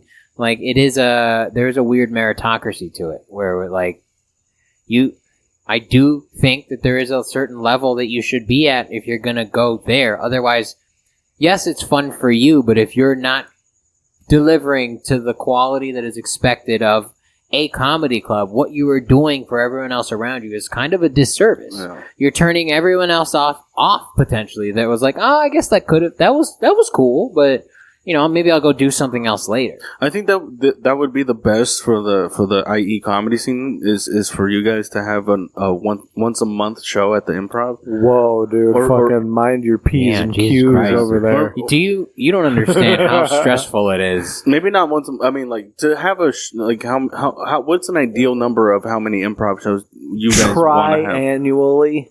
If it was up to me, I would say I would like to run a bi-weekly open mic at the Ontario Improv with the goal of booking through said open mic for an every 3 or 4 month showcase. Yeah. A 90-minute, 2-hour showcase to really highlight the talent, but also cultivate us. It's the Flappers comedy model, unfortunately. Can I tell you? They're never going to do it. I know, because they don't have to. I get it. They don't have to. They don't have to, but also improv is they want to be a weird rendition of the Comedy Store where they want their employees to be comics, but they don't want to give their employees stage time unless it's open mic. Yeah. Like, Comedy Store has a whole system where they're getting stage time like pretty much every night and around headliners. They're on different stages. Improv doesn't do that. They go, okay, once a month you can do open mic. Yeah. Yeah. So. But that's why I think, like, if they were to partner with us and what we're doing, or, like, the IE scene in general, because we're kind of all doing the same thing, like, they don't have to do that.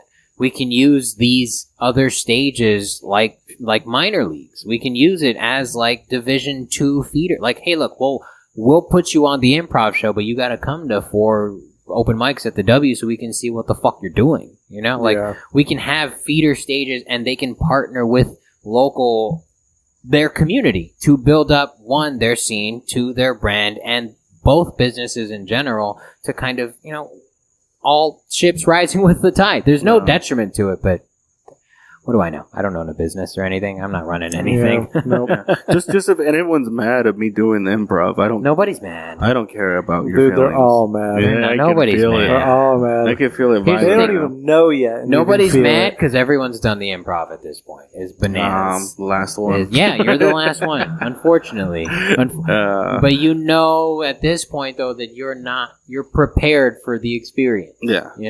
Yes, you're going to be nervous and yes, it's going to be something, but the work that you've put in, so it doesn't fucking matter. And then from now until then, I'm still going to be putting in However, work, if you get even close with a pen to that wall, I'll beat your ass. Bro. I will light you up in that green room. There's no cameras in that green room. I'll fuck your life up. Honestly, dude, if I put pen to that wall, it's to cross people out. If you bring a pen in that room, you're done. I'm done with you. You should have to do a Thursday to Sunday. That's not fair. You should have to do at least 2 nights in a row headlining to be able to sign that wall. Yeah. I agree. It's not just doing it. But I think the lowest bar is you need to have murdered in there for a minimum of 15 minutes. You need to have... you have a low bar. Yeah, that's what I'm saying. Like, if everyone's going to sign... That's way lower than my bar, you have to have murdered. That's the bare minimum. I meant to ask the managers, and I still can. I should text them. Weird flex, bro. Hey, I got connections.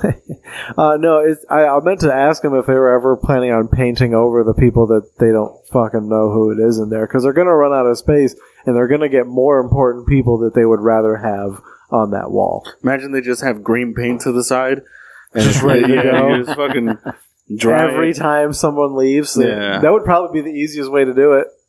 Yeah. Well, but then it's like you see some and you're like, I don't even know who that is. Yeah, what does that say? I didn't even to this point, till maybe a couple months ago, I didn't know that that's what people did. I didn't know that they fucking wrote their name on their wall. I remember the first time I went in Ontario. Yeah, I didn't know that. No, they do that in most green rooms. In the green rooms, I didn't know that. This is the first time I was texting you guys when I was there with Jay Moore. Weird flex again, I know. Yeah, no. I he didn't know until then. Yeah. Oh, that's when you found it. Oh, I see. Yeah. Okay. Yeah. No, actually, it was before that because someone that shouldn't be on that wall posted that they wrote their name on that wall. Yeah, that sounds about right. Oh, they do that? What if the improv sues them? They're like, hey, man, that's vandalism. Like, what are you doing? But you only charge certain people? Yeah. For sure. What's funny is the people that should sign that wall, the manager comes in with a Sharpie and asks them to sign it. Most likely. Yeah. Most likely that's what happens. And then when they ask me, I'm going to be like, oh, no, I'm good. Because I'll have a Magnum Sharpie, like this fat fucking marker. Yeah, I'm going to do some graffiti on your wall, bro. With the chisel tip. Yeah, those pilot pens. It's like to get you high. A half-inch nib, dude. You take a whiff before you sign. You have the most interesting signature of your life. It's like a silencer you put on a gun. It's so fucking thick, dude. Those are my pens. Oh, that's a good one. The one that comes in like the stainless steel. Yeah. You know what I'm talking about? Yeah, yeah. I used to make. It was cold when you picked it up. Like, what the fuck? I used to make what we call. Was this in space? Mops. Like they were called mops because they would flood the ink and they would give you that drip. So we would call them mops. But you're putting a nib in like a film canister. By the way, your space joke is really funny. Oh, thank you. I appreciate it. Yeah, that's the only reason you got the spot. For the space joke that I told today? Yeah. That's it. Right on. Well, everybody... So we better fucking see it there. Yeah. Oh, imagine. Man, I gotta make a flyer. Shit. I gotta come up with 10-ish minutes of decent material. That's not a problem. That's never I'm just gonna do old material. Yeah, that's what I'm saying. Like, you have... At any point, you have the tools. 6 to 12 minutes that you just kind of leave on the floor because you're like, nah, that's mediocre. So you're fine. It's fine. I'm a terrible comic. I'm fucking garbage, dude. I haven't come up with a good bit in 5 years. I'm not even kidding, dude. No, you've had some new shit this year. You've had some new shit that I liked. Dude. I don't know what it was, but exactly. I remember. Because when you say it, we know. Trash. When you say, we know. Yeah. Huh? And then you have a different approach to like stand up, where it's like you're doing a lot more crowd work too.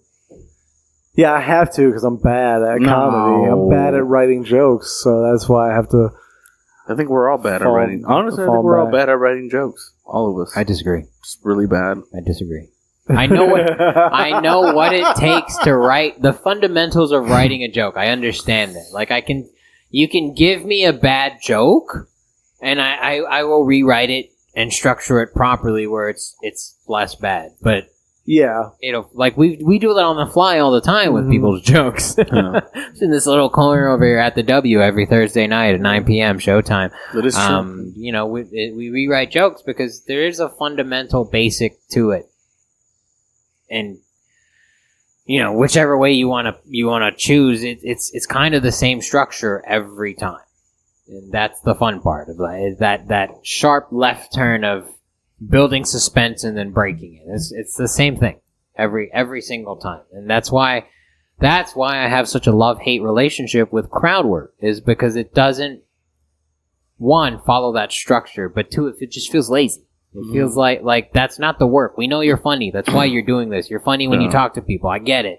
Can you... Hey, man. Can you bottle lightning? That's what I want to see. You should. Do you think... Okay, well, hold on. But do you think, much like riffing, you can come up with shit on the spot? Like, do you think with crowd work, you can come up with material on the spot? What if you talk to someone that's so unique that it sparks an idea for you to start writing on? With crowd work, you tend to come up with lines that you kind of reuse. Yeah, it's information other crowd work. It's weird. Like when you've seen a crowd work comic that's been doing it for 40 years, they kind of say the same shit every show. Aside from Big J. Big J is probably the single best crowd work comic. Probably, because he's so in the moment. Yeah. He's this is how I feel right now. He says anything that comes to mind. And that's what I've been modeling my crowd work after because I enjoy his so much. Yeah. But he's an absolute master. But pretty much any crowd work person I've seen live kind of has the same stuff. Ian Bagg's pretty good. Ian Bagg does a good job. He has a few lines that he keeps that are about the same, but that's just kind of like during the lulls in the crowd work, which is really smart. Yeah. And then he goes back into it, but he's usually pretty unique. But I've seen other guys who I won't name that kind of do the same crowd work jokes because it's like race jokes, and they know there's going to be a black guy somewhere close. They know there's going to be a Latino and a white guy. And when there's not a black guy, there's a fun joke for that too. Right, exactly. And they have tricks like remembering people's names so that they can call it back later in the show. Like it's all really smart stuff, and they're very, very good at it. But I don't know. There's just levels. If you've been doing it too long, you kind of get rote in your conversation. That's why I think 10 minutes is fun. 10 minutes can be a lot of fun because you could just stick to your material, and it you know, if you have good punches, you're gonna get them. But if you have more time, you kind of have to. They have to like you the whole time. Yeah, you know? I mean, but it's like it depends on who you are because, like,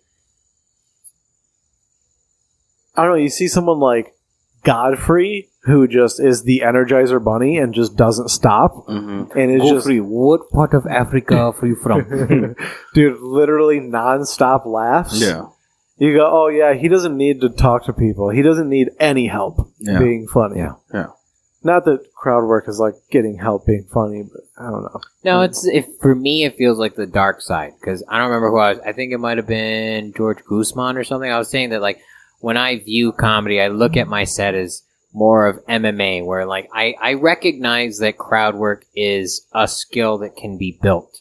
But I don't think for me personally that I want 15 minutes of my set to be crowd work. I want it to be crowd work. I want there to be an act out, maybe an impression, maybe a little bit of wordplay. I wanna spice it up in terms of variety because I don't want it to, one, get stale, but I also, two, don't want the crowd to notice how mediocre I am at everything that I'm doing. Right. Like I want to mix it up so that suspense that I'm trying to build is more unpredictable.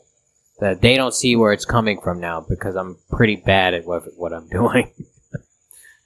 I don't know. People at shows just enjoy crowd work, especially like bar shows and stuff. Yeah. Really enjoy crowd work.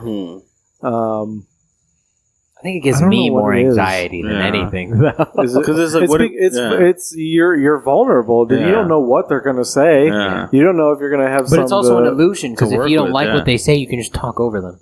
Yeah, for sure, for sure. If you suck, I do. I don't know. I'm gonna do it on Thursday. Maybe I'll crowd work on Thursday. Whew.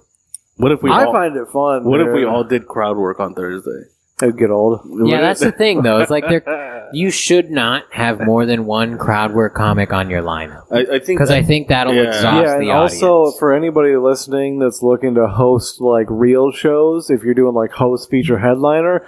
If you're a host, you don't do any crowd work. Yeah, you're taking premises from your headliners. You leave that to the feature and headliner if they want to do it. Really? Yeah, 100%. Thank you for telling me. Yeah, that's an unwritten rule. Yeah, it's a craft thing. It's almost like a respect thing. Unless you've gone to them and spoken to them and been like, "I like to do crowd work. Is it okay?" That's what I would do personally.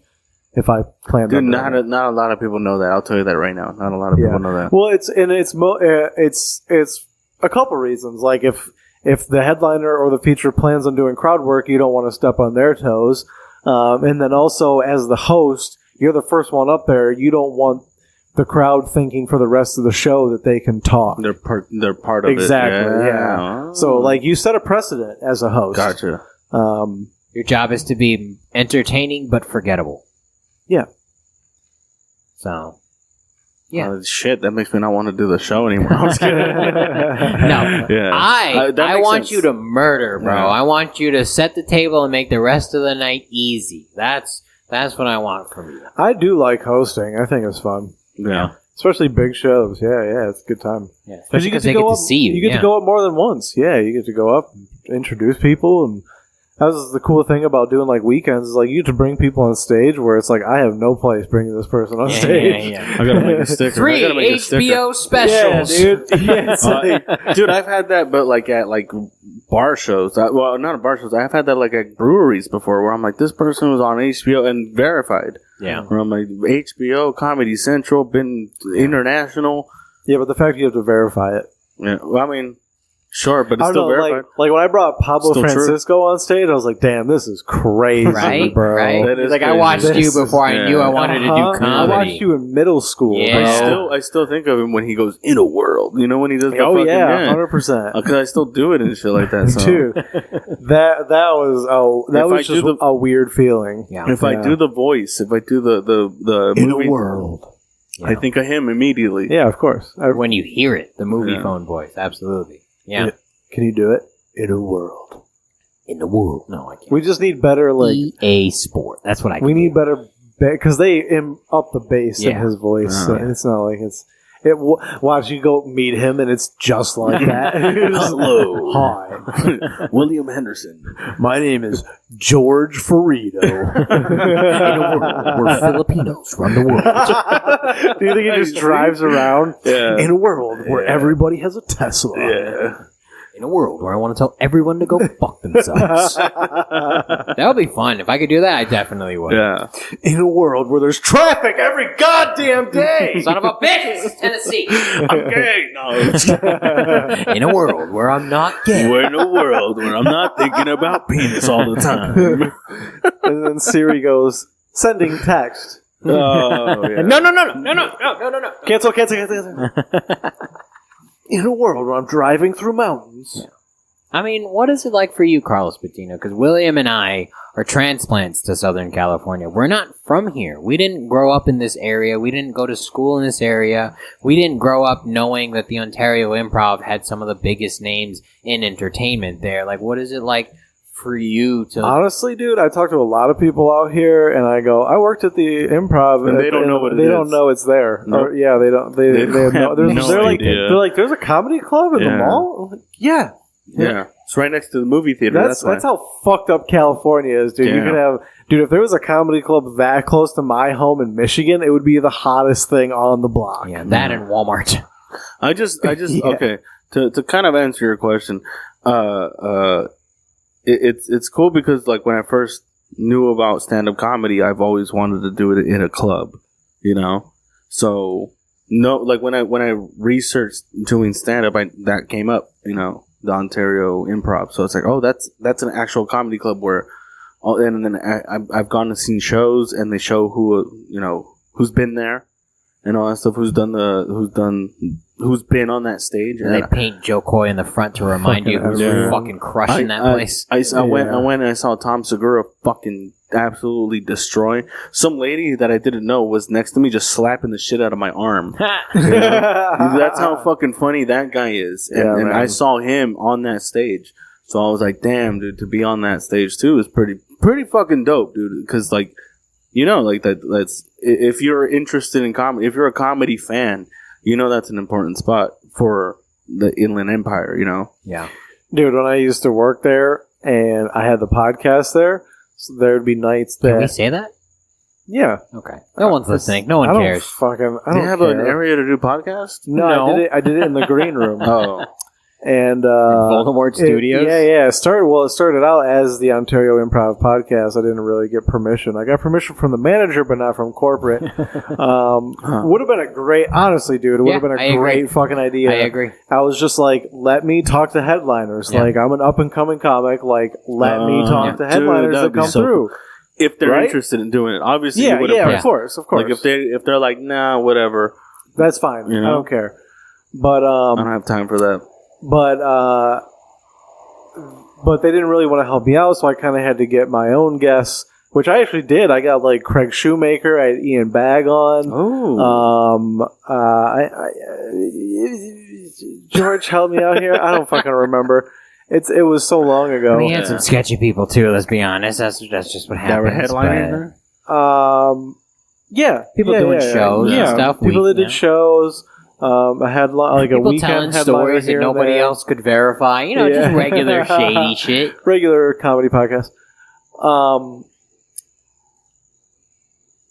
What was I going for? About how you were the guy that you were trying to make them, because I think it would have been good for the Ontario Improv to 100%. Not that they needed to drum up more ticket sales, but they could have upped their follower count. They could have upped the business in general. Content. Yeah, and they could have on their own filled up those Tuesday and Wednesday shows, and because they were more self-sustaining, would not have to rely on certain feature acts that were brought up in the area that draw on their high school friends to bring people to the show.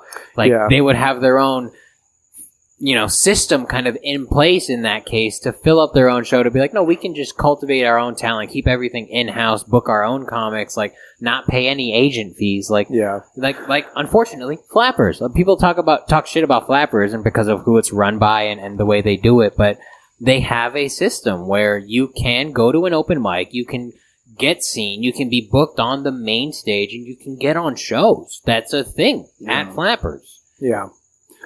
And the Ontario Improv doesn't have that. So I was doing the podcast there, and then corporate found out, and they were like, you can't name it after the improv. And I was like, okay, so I stopped doing that.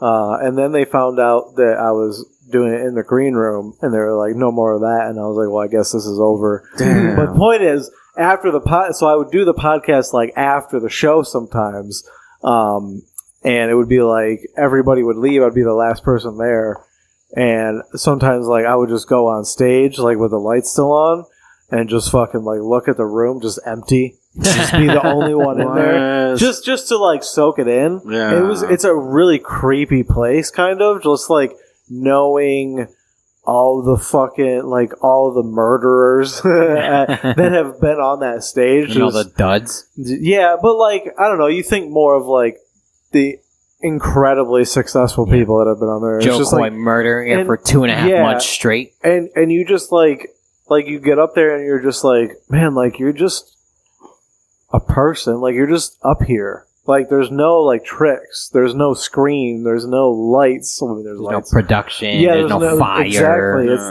you and your words. I don't know. It's a different animal. But I always liked the club at night, completely empty. It was eerie, but yeah.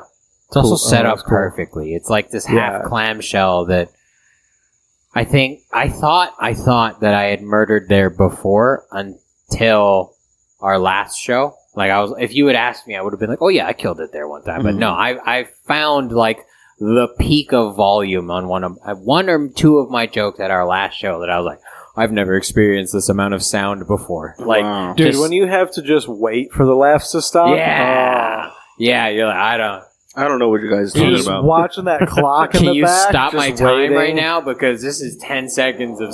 I have to stop. I have to wait. No. See, I feel that's 10 seconds that I don't have to do extra. I panic. I'm like, bro, I got 9 more jokes. We're halfway through. Let's go. Let's go. See, we're the opposite. I'm like, if I get a laugh break, that's one less joke I have to tell. We're so different. We're such a different Scorpio, sir. It's not even like that. It's just I don't know, but it's also if it takes them that long to laugh, that means I'm doing well. So yeah. I don't care if I get cut short. Yeah. If it takes me longer to go through my set list than I thought, that means I did well. Yeah, that's fair. Yeah, that's really where I debuted kind of my cockring joke in its full form of where I had time to stretch it out and getting that feedback from a crowd that's not comics is way more endorphin building than doing it at a mic. There's just to hit that peak and then hear the roar and then be able to count the seconds as it dies down. It's just a different experience. This is why learning how to structure a joke is so important, because when you get to that club and you hit your punchline, you have to wait. This is why I really harp on when people don't wait after their punchlines. It's you're stepping on your joke. It's at a club that's not going to fly. You're stepping on the drug that you want. Yeah. Too. You're that's what you want. But just then stop. but then I'm oh, well, they just haven't experienced that yet. They haven't got that effect yet. Yeah. So they haven't learned to sit in it, because that's the part you want. You could just sit on stage and just hold a microphone and people are laughing at you after and then make faces to elongate that laughter, to just kick your leg out for no reason, and it's oh, we get 5 more seconds now. Hell yeah, dude. That's I don't know, man. It's ecstasy. It really is. It really is the drugs. I'm hard right now, dude. I'm ready. This is so much. This is gonna be so much fun. Best, but dude, that room sold out. Unbelievable. Nothing, dude. It's so good, dude. Like, I don't know, like. I love how everyone's low. Like, have you ever seen pictures of the Miami Improv? No. So they have, like, people down low, but then they have balcony seating, like, kind of toward the back. And I'm like, I don't know. Like, I'm sure it's fun. But it's like, dude, this is like a theater, man. This isn't a club. See, I get what you're saying, but my favorite club is the San Jose Improv. I knew we were going to bring that up. Yeah. See, I haven't been there. It's beautiful. It's a classic theater. There's seats up there, but it's also the front row is below you. Like, they're looking up. Right. So, like, even at the back of the room, they're at eye level with you. And then there's balcony seating. But do you even see up Probably there? not. Yeah. At that point, probably not. So it kind of looks like the Ontario. I don't think any of us have to worry about those seats up there. That's fair. You That's know? totally fair. You don't, Carlos. That's true, for sure. Yeah. I was supposed to do a show up there one time, probably about 4 years ago. And it was on a Sunday. It was supposed to be on a Sunday night. So I had made plans to drive up with another comic that was on the show. And my sister was living up there at the time, so I was like, come out, San Jose Improv, like I'm doing a show there. Probably like 2 weeks out, my sister texted me and she was like, hey, are you sure you're having a show? Because the website says Joe Coy is there that night. And I was like, I'm pretty sure, but let me check. So I went on the website, sure enough, Joe Coy was there. And so I texted the person that booked me, and I was like, what's going on? And he was like, oh, yeah. Joe Coy took our night because he's selling so many. And I was like, okay, cool. That would have been good to know when you found out, dude. Like, before you started telling everybody. Like, my sister told me before you did. Like, what the fuck, dude? That's crazy. Yeah. Up until, like, it was, like, he wasn't intending on telling you. Evidently. You were gonna show up and Bro, could you imagine? And then Joe Coy was gonna be like, I don't know who I would the have fuck you been are. so pissed, bro. And San Jose's not, like, close to us. It's a trip. No, it's trip. Far, dude. 5.5 hours, probably. 5.5 hours to go to find out that you do not have a show. Dude, I would have so much material to talk about. Honestly, I'd be so mad. It wouldn't be material; it'd just be me venting. Yeah, just me talking about the different ways I would kill this person. I wonder if that's ever. I wonder if that's ever happened to anybody.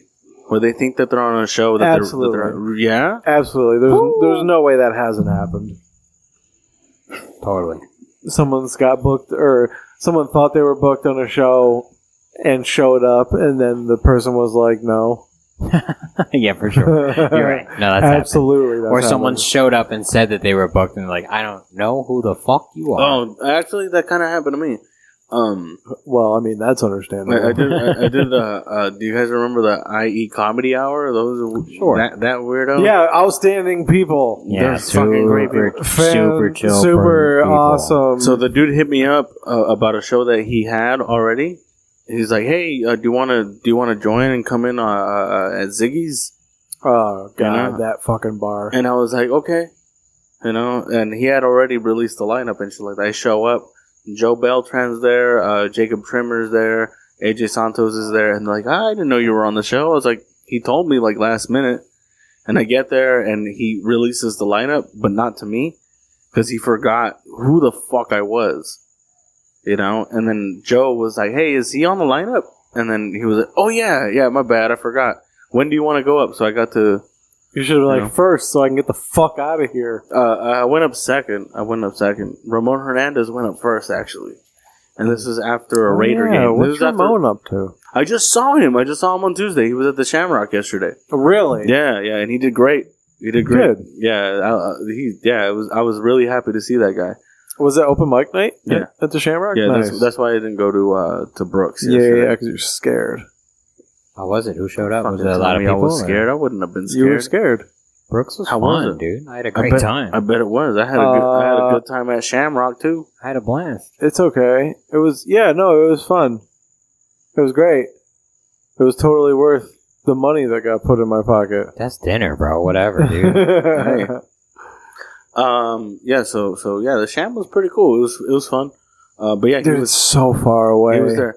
It's always when cool. I drove there for the show. I was like, oh my god. You got to carpool with someone. Well, I mean, if you're not on the show and you want to do the open mic, just carpool with someone. It makes it less lame. I think I might just start showing up at his shows and doing time because apparently that's okay. Yeah, evidently, if you just show up, maybe. Yeah, I carpooled with Sergio Mendes yesterday. So cool. Damn, they didn't pull you over for just having a car bomb. That's fucked up, oh my god! Yeah. And ICE didn't pull up on you and just being like, "Hey, you got green cards? You got any weapons in this? Yeah. Just this fucking you bomb got right here? Amnesty papers? No, I love They're Sergio. like, well, we're not looking for your type of brown." I love Sergio. Like I'm rooting for him. I'm trying to help him somehow. Wow, I'm probably the wrong person that's to help. effort, bro. I'm the wrong person to help. I'm the wrong person to ask for help, and I have more information. You're Freddie Prinze Jr. in this situation, dude. Aw. He's attractive. Yeah. He played. I didn't know we were talking about looks. He played. What's his name? From Scooby Doo. He played Fred from Scooby Doo. The ascot and everything. He got the fuck Daphne. He got the fuck Daphne. Do you know what I mean? Yeah. He knows what I mean. I get it. Yeah. What's the movie? Pirates of the Caribbean. No. Wait. I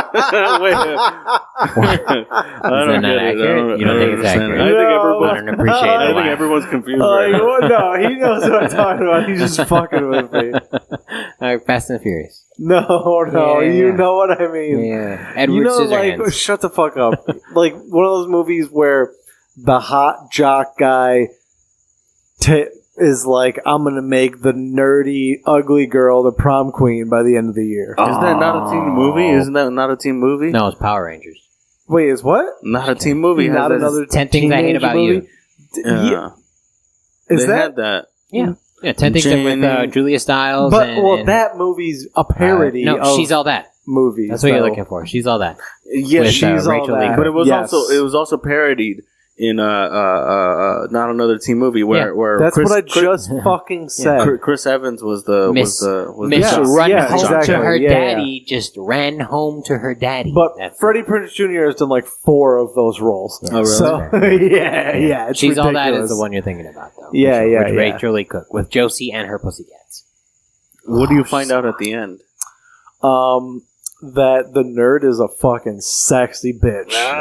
She's fucking smoking. Which is always the case. All she needed was a little care, but she's got a nice rack. Just a little push. Yeah. Just a little inspiration to... Yeah, a little waxing down low. I'm the wrong person to do that. A little Summer's Eve.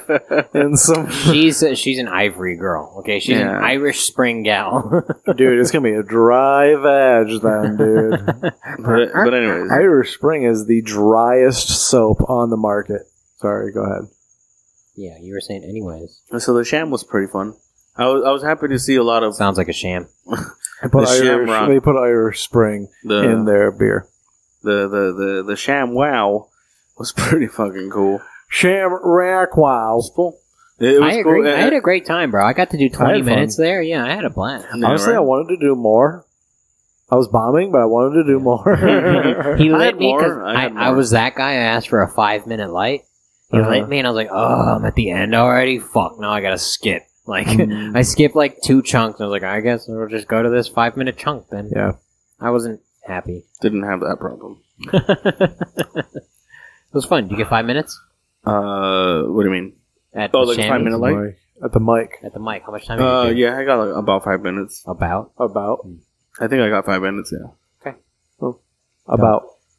When usually if I go and Christopher Key Tyler, I get a little bit more.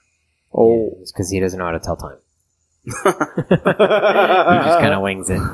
That poor guy. Like, yeah, whatever, man. He willingly takes the hardest part of the show and does it in the most difficult way possible. So good for you, sir. Good for you. I don't know why, but if that's how you choose to pursue your passion, I respect it. How much longer are we gonna go? Because I gotta pee again. Well, let's just plug our shit and get out of here. How about that then? Because I think aren't we all on like the same shows and stuff? What's going on? Probably, dude. So really, yeah, I mean, we need background. So Carlos Patino, what are you doing? Where are you going to be? So September 28th, I'm at A las 6. Have you guys gotten a flyer for that? Nope. No, sir. Oh, it's all of us on this show? I feel like we had this discussion last time. So I'll be at A las 6 September 28th with these guys, and I don't know who else, because, again, he hasn't released the flyer. I believe that show starts at 7:30 and all that good stuff. November 2nd! Yes! Oh, my God! I'll be at the Ontario Improv hosting for the Buddy System, so come check it out, you guys. You can check me out at Los Patino Comedy on Instagram. Check out Retro Taco every Wednesdays at 7. Thank you, Hector, for hosting the mics. You're slowly building that into a dope spot. Yeah, cool. It's getting great. It's getting great. So come check it out. It's a cool hang, and we're getting some work done there. Retro Taco in downtown Riverside. When is this up? Probably Saturday. Okay. Might as well just plug everything then. Okay, on the 8th September, tomorrow, I'll be in Redlands with Laugh Local at Escape Brewing Company. Hopefully, my work schedule allows me to get there on time, but I'll be there nonetheless with Jay Light, Nicole Buchanan, Brian Burris, and I think a couple other people. It's a very funny show. See what else I got. September, 28th at A las 6. Oh yeah, September 10th, this weekend, at Hops and Spokes in Ukaipa with the Buddy System Co. And then November 2nd, Ontario Improv. Make sure you get your tickets as soon as you can, because this will sell out. 98% will sell out for sure. Bro. We're just gonna say that this will sell out. We're gonna with the first flyer that for gets real released. Though, there's no reason that it shouldn't. That's what I'm gonna say. Okay, that's all I'm gonna say. You should mark it that way. This will sell out. This will sell out. Just lie to people. Other people do that shit all the time. Yeah, for sure. Follow me on Instagram at Willie_D20. For all that good stuff. Dope. I'm at the George F on Instagram. September 28th, A las 6 with Steven Espinosa, Carlos Patino, William Henderson. We'll be chilling there at A las 6. I think show starts at 8, so come by. September 28th. September 10th, Ukaipa, Hops and Spokes Brewery. I know I told you about it. Make sure you go if you don't know where it is. Again, go to my Instagram. Ask me for the information. I'll send it to you. The November 2nd. Coming out to the Ontario Improv. If you're a Patreon subscriber, go to patreon.com/TheBuddySystemCo to subscribe. You'll get a discount code. Go to podbean.com/TheBuddySystemCo for all of our podcasts. On Instagram, we are at The Buddy System Co. We have a website at www.thebuddysystem.co. I am at the George F. We are at The Buddy System Co. Thank you, fuckers, for listening to another live episode of the Buddycast, where I think we're gonna start doing it. We should do it live. Come by Wednesday, y'all. Come hang out with us. Go to Carlos Patino's open mic at Retro Taco, and then come over to the W for the live podcast show. It's always a good time. We get drunk, and we'll see you later. Thank you guys for listening. I love you, Carlos. I love you, William. We'll talk to you later. Bye.